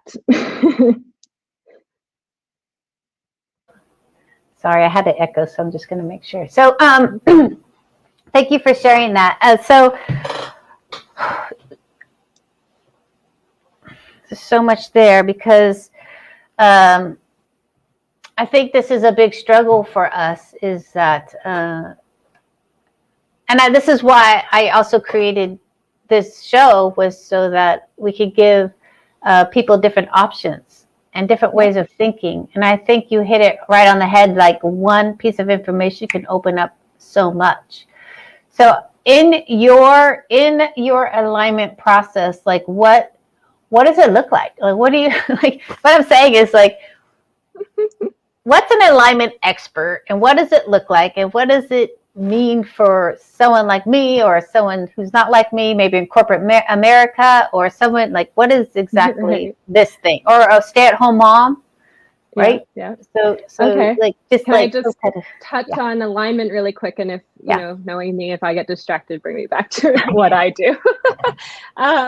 So, I mean, to me, how alignment is it really, we can simplify it so much to come down to really our decision by decision, you know, state. Like, we can choose every second how we want to live, right? With, you know, and this takes a lot of awareness. It takes a lot of practice. Once again, you know, surrender, being able to see yourself, stuff like that. But you can build yourself to a place where you start to slow down enough to make decisions that are for you. Where we kind of mess that up is being kind of reactive sometimes and making decisions out of like our excitement, let's say, or out of, you know, beliefs that aren't actually for us, right? So I was always told that, you know, the highest I can go on a rate for a personal training session was $100, right?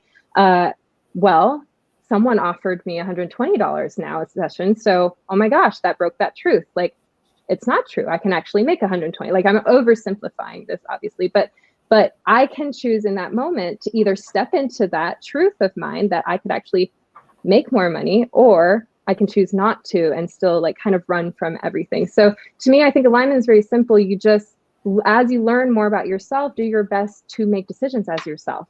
You know, we are humans. We do, you know, things in life happen. Life is not static. So allow space for that. But what I do, how that comes into things, is I'm actually just simply someone's like favorite soundboard in a way. Like, people who I work with, they just love to come to me, bounce everything that they have off of me to help them discern and learn the skills to discern for themselves what is truly their truth. What are they really trying to say? And so things like, you know, a lot of my clients will come to me with all these solutions sometimes. And I'm always like, please don't come to me with your solutions. I want to know your mess, right? Because you can't see your own mess sometimes, especially when you're first starting this work. And so what I do is I really break down the mess for them. And, you know, Grisha, you're saying that sometimes when you ask women like what trauma they've gone through, and they say, oh no, I've had a very normal life, nothing bad has happened to me. Yeah, same in burnout, same in what I do now. Like, women, and I'm from Asia, so like Asian women also, we really downplay our struggles. We are not allowed to have struggles, right? So first, let's make the struggles real. Let's be very factual. For you, what is your reality right now? What is your world like? And then let's see really what is you, what's not you. We start to filter things.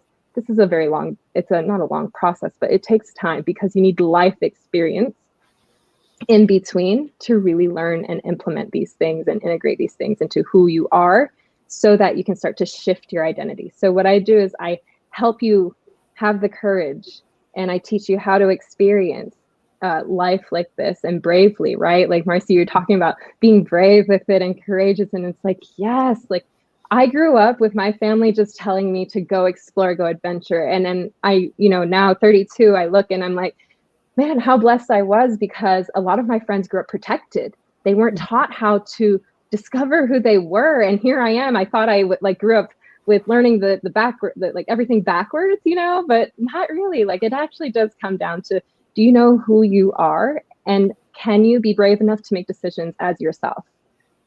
So I want to go there, because this is what happens when you, like, if you do an assessment of someone, like scale 1 to 10, how, you know, what's the status of this? And they'll be like 5. But as you talk to them, you're realizing it's more like an 8, 9, or 10. And you're like, well, why didn't you say that? And they're like, I don't want to complain. Other people have it worse than me. This is how women speak many times. Yeah. But it's interesting because when you said that it's like this honesty about where we are really at. Like, where's that struggle? Because many people don't want to even say it. They don't want to say how the honesty of where they're actually at is such it's very vulnerable, and people would rather deflect and put it on other people as to why they should not be complaining about something, right? So can you talk about that honesty that we don't want to say, we don't want to actually say? Yeah, I think a lot of it comes down to a lot of the factors that we were also talking about earlier, like radical acceptance, right? This is a beautiful part of radical acceptance. You have to radically accept your current state as well, and you can't, how do you make a decision on what direction to head if you really don't know where you're at on a map? We just can't.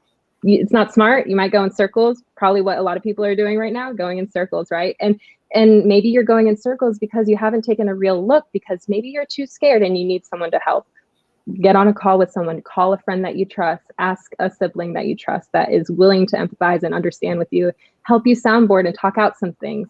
But does that make sense? Like it is such a beautiful process when you learn how to trust yourself, when you learn how to accept yourself so much and love yourself. That all comes together, but there is so much that has gotten in the way for people, the conditioning, the pressures. Like pressure a lot of times is what I do. I realize I just take a lot of pressure off of people to be a certain somebody.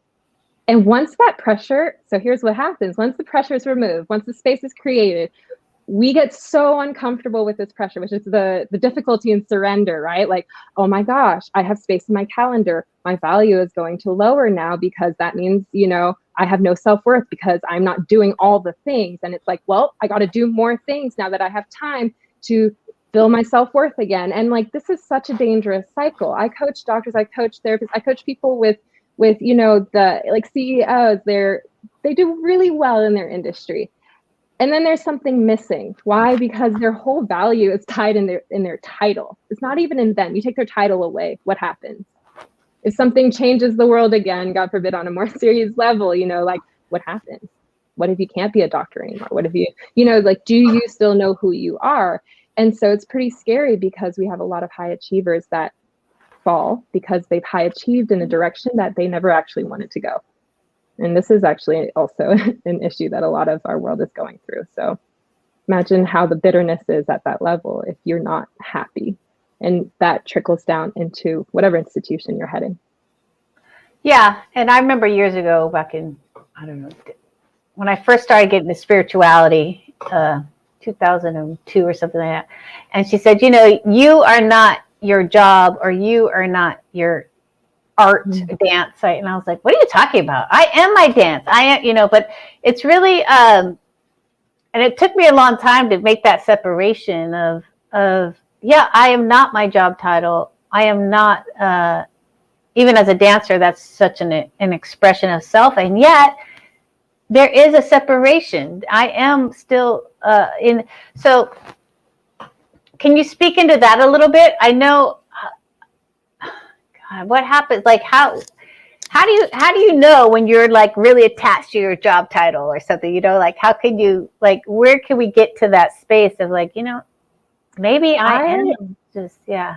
Like maybe not the title part, but maybe we can start with something even simpler that kind of drives people crazy. And what if you just spent a day doing absolutely nothing and not putting all your worth into productivity and still felt okay about it? Maybe that's a better challenge that like a lot of the world could use, is like sit in how uncomfortable you feel when you're not actively fueling what you think is your value. And and this is why people with titles struggle with it, is because their whole value is based on productivity. What do you mean? What do you mean don't do anything? That is where my worth is. And so I think we can all challenge ourselves with, instead of just title, with productivity.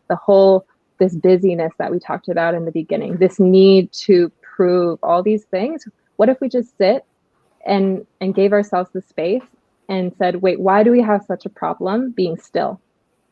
Because that is a problem right now. We have a problem being still.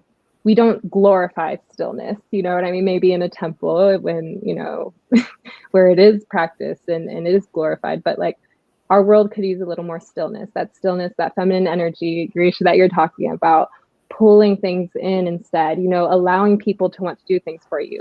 I had to laugh a little because you called me an alignment expert, and it's like, yeah, you know, I'm giving a title because I guess I have to, kind of thing, but like I'm so much more, you know what I mean? Not to be cocky, but like to really own this stuff. Like I know I'm so much more. And like my clients in coaching know one thing, but there's so much more to me. There's who I am in a relationship with people. There's who I am as a sibling, you know, there's who I am as a daughter. There's who I am just as me, alone, with nobody, nothing else around me. And so I think being able to sit alone, be still, and see what comes up is going to give you a very good first step into the exploration that you need. Hopefully that helps. It does. And I know, you know, I'm in pods with other coaches, and we're in, yeah, I do see that, like, if I'm not doing this, and I just feel, they're not going to say worthless to me, but because they're coaches, but they're having a lack of something, and now they're just like the drive and the passion is like, you know, disseminate, going down, and I'm just like, why don't you go have a steak and a glass of wine, get a little cheeky, you know, get something up to get your flame going, right? Listen, some people work great with, like, I'm just going to say it, you don't have, nobody, like, some people work great with performance coaches. I don't care for putting on a performance anymore. I've lived my gymnastics days. I've put on my performance where other people had to judge whether I was perfect enough or not. I've been in fitness where someone else would tell me, hey, you're not really looking like a trainer, you know, or like, hey, you're getting a little too big and manly, or whatever it is, you know, like, I'm just, it's, and now I forget where I'm going at it, but my goodness, we really have to just pull away from these expectations that are not ours and just start to see what is going on there so that we're more aware. So, Marcy, did you want to jump in on something? Oh, I so did, because, you know, what was coming forward from the two of you was how disempowered we become when we allow anything to define us, and how it prevents us from being all that we're meant to be, and even giving ourselves permission to explore it. I know when I made the decision to, like, do this incredible pivot in my life, what had held me in that place for so long, and by the way, I'm talking about what held me in an idyllic life, okay? What held me in a life that most women would die to have, okay? What held me there was my fear about who would I be if I wasn't there. The doctor's wife, the pillar of the community, the this, the that, you know, the vision of perfection. Who would I be? And yet, until I made the choice to pivot and walk in the direction of giving myself permission to be me and figuring out who that was, I had given all my power to trying to stay in a place that kept me small and stuck. And boy, was I pissed off. You know how we get. We could go there, Marcy, right? We all know how that goes. So we have to take care of ourselves so we're not that. I did it to myself. I couldn't blame anyone. Exactly. But when it was like night and day. I suddenly sprung wings, and the universe laid itself at my feet like it was saying, okay, Mars, well, where have you been all your life? You know? Absolutely. And not that those other parts weren't wonderful, and I cherished and loved so many aspects of them, but I'm here today with you and all of you because I took that step that required a whole lot of courage and the knowingness that it was a matter of life or death. Yeah. Thank you for that. So that was it. I mean, I think that we're all speaking into this, and so I've seen the shift, Carrie. I appreciate that in you. So I know you have a free gift for our audience. Do you want to speak into that? It's a quiz. Yeah, so what I was talking about earlier with drowning and treading water, swimming and running, all the 4 levels of that, you can go ahead and take the quiz to find out where you fall in. And it does ask from all the 4 different types of batteries we have, right? So the physical, the mental, emotional, spiritual, it gets a good it's a range. So this quiz actually started in my fitness program. You're going to hear a lot, ladies, if you're having a hard time with fitness, menopausal, or just hormonally imbalanced, you'll get a lot out of this training, because I tie it in there to help you really get a little momentum for a lot of the work that, Grisha and Marcy, like you guys are talking about. Like women, we do need to be able to create the space and create the energy to actually step into this. And so hopefully with some of the tips in there, you get to test into what level you are in. I give you trainings that, we've been using our system for quite a while now, and go ahead and use that to create some space, create some momentum, so that you can start digging into this deeper work and actually have fun with your exploration, instead of being like tired all the time and mood swingy like I was, and just not feeling good. You got to feel good sometimes. And so if I can get you feeling good in your body a little, that's going to build your confidence to step into other areas of your life. So use it. It's packed. It's really packed. I just want anyone to have it who needs it. So, yeah. Yeah, thank you. And I think you hit on that, where,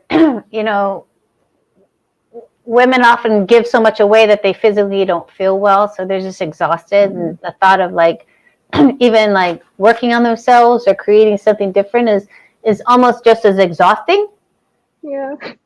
So I appreciate that, there is a system in place that to kind of shift. I went to I've gone to her one-on-ones, her group sessions when we were out in live people, but where she does work on that hormonal and that balance, and more of the physical also, which will help you be prepared for making the changes that you really desire. Because I know that gets in a lot of weight when you're not feeling well. Yeah.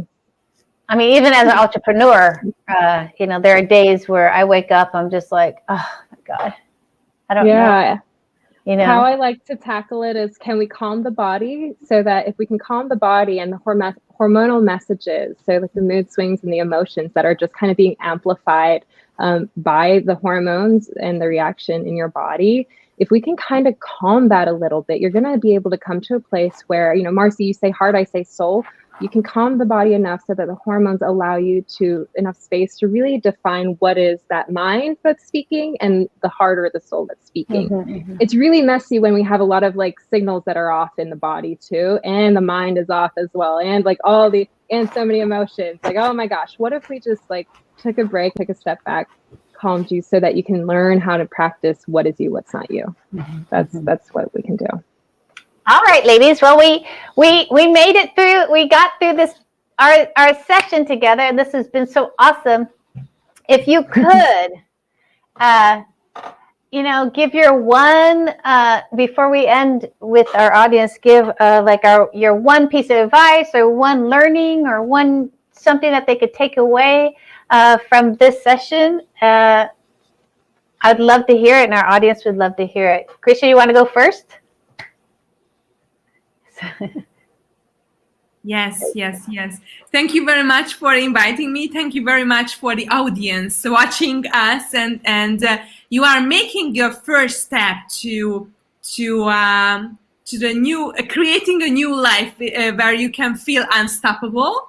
And my message would be that your power, what you've already given away, it's infinite. So it's absolutely time to reclaim it, to deepen your the connection with yourself, deepen your intimacy with yourself first, and from there you can that when you are creating this safety, then you can connect with others, and then you are not seeking love or attention from others, because you can also give and receive from yourself. Mm-hmm. I love that. Thank you.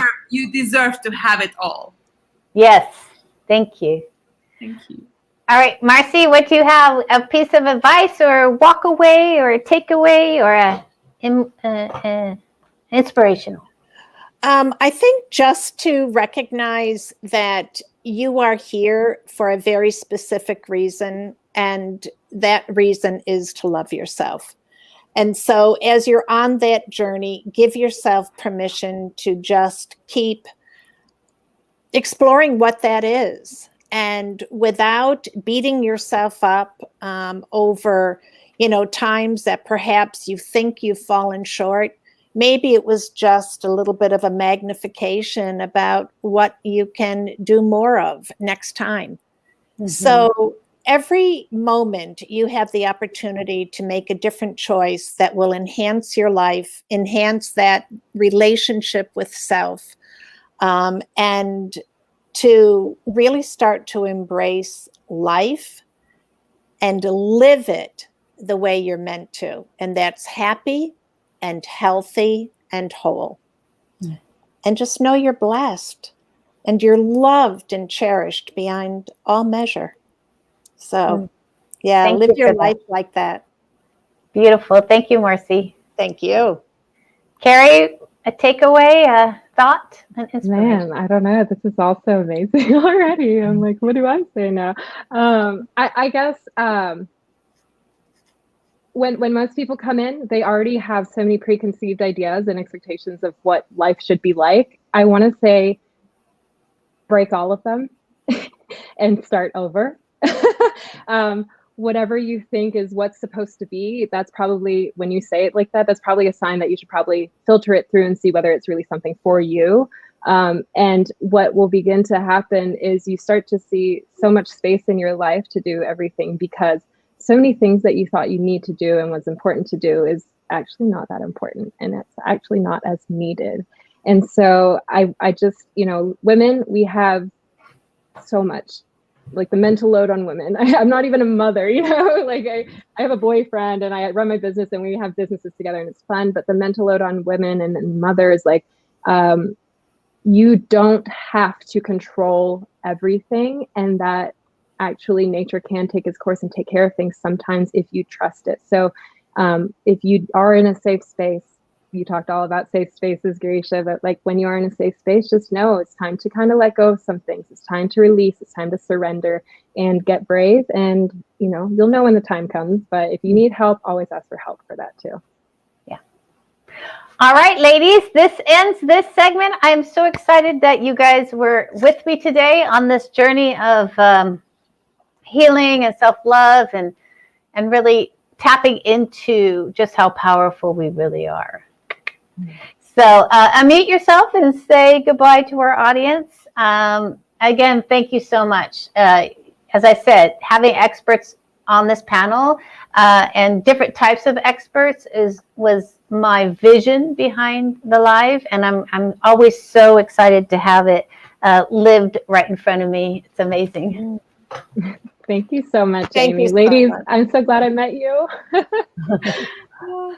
I agree, and thank you, Amy. Thank you, each of you, and thank you to our beautiful audience for giving us your time, your precious energy, and knowing that you will take something really important home with you today. And boy, what a privilege it's been to be here with you. Mwah. Thank you so much, each of you. Thank you. All right, so we did it. Our first day is done. Tomorrow we have another live starting at 9 a.m. Pacific here in Los Angeles. Still waiting for the sun to come out. This has been an amazing day. If you missed the beginning or any parts, go ahead and watch the replay. There will be a replay in your box also over the weekend, which is awesome. And I do want to talk into, if you're interested in creating an online event, right? A one-day event. I'm going to put my Calendly link in where you can go ahead and, thank you, Michelle, and go ahead and book a call with me to talk about producing your one-day event. something like this, where you can speak to the audience, speak to experts, get your vision out there. Again, the Unstoppable You was a vision I had back in before August, I guess, April, May, June, July, right? This is a vision I had to really create an online platform that's live, that I could be in the living rooms with you, maybe listening at work with one thing, and that this vision came true because first I declared it, and I went through and the vision was of service and of help and to support you guys out there. And that made this a lot easier to do. So tomorrow is our second day of this. We do have a special live coming at the end of May of 18 men, only men, because we've only had women on the live. So we're doing a men's event later on this month. And I'm excited that you guys are here. I appreciate that you are in this community, and go out there and have a beautiful rest of your day. Thanks for watching The Unstoppable You. Thanks. Michelle, thank you.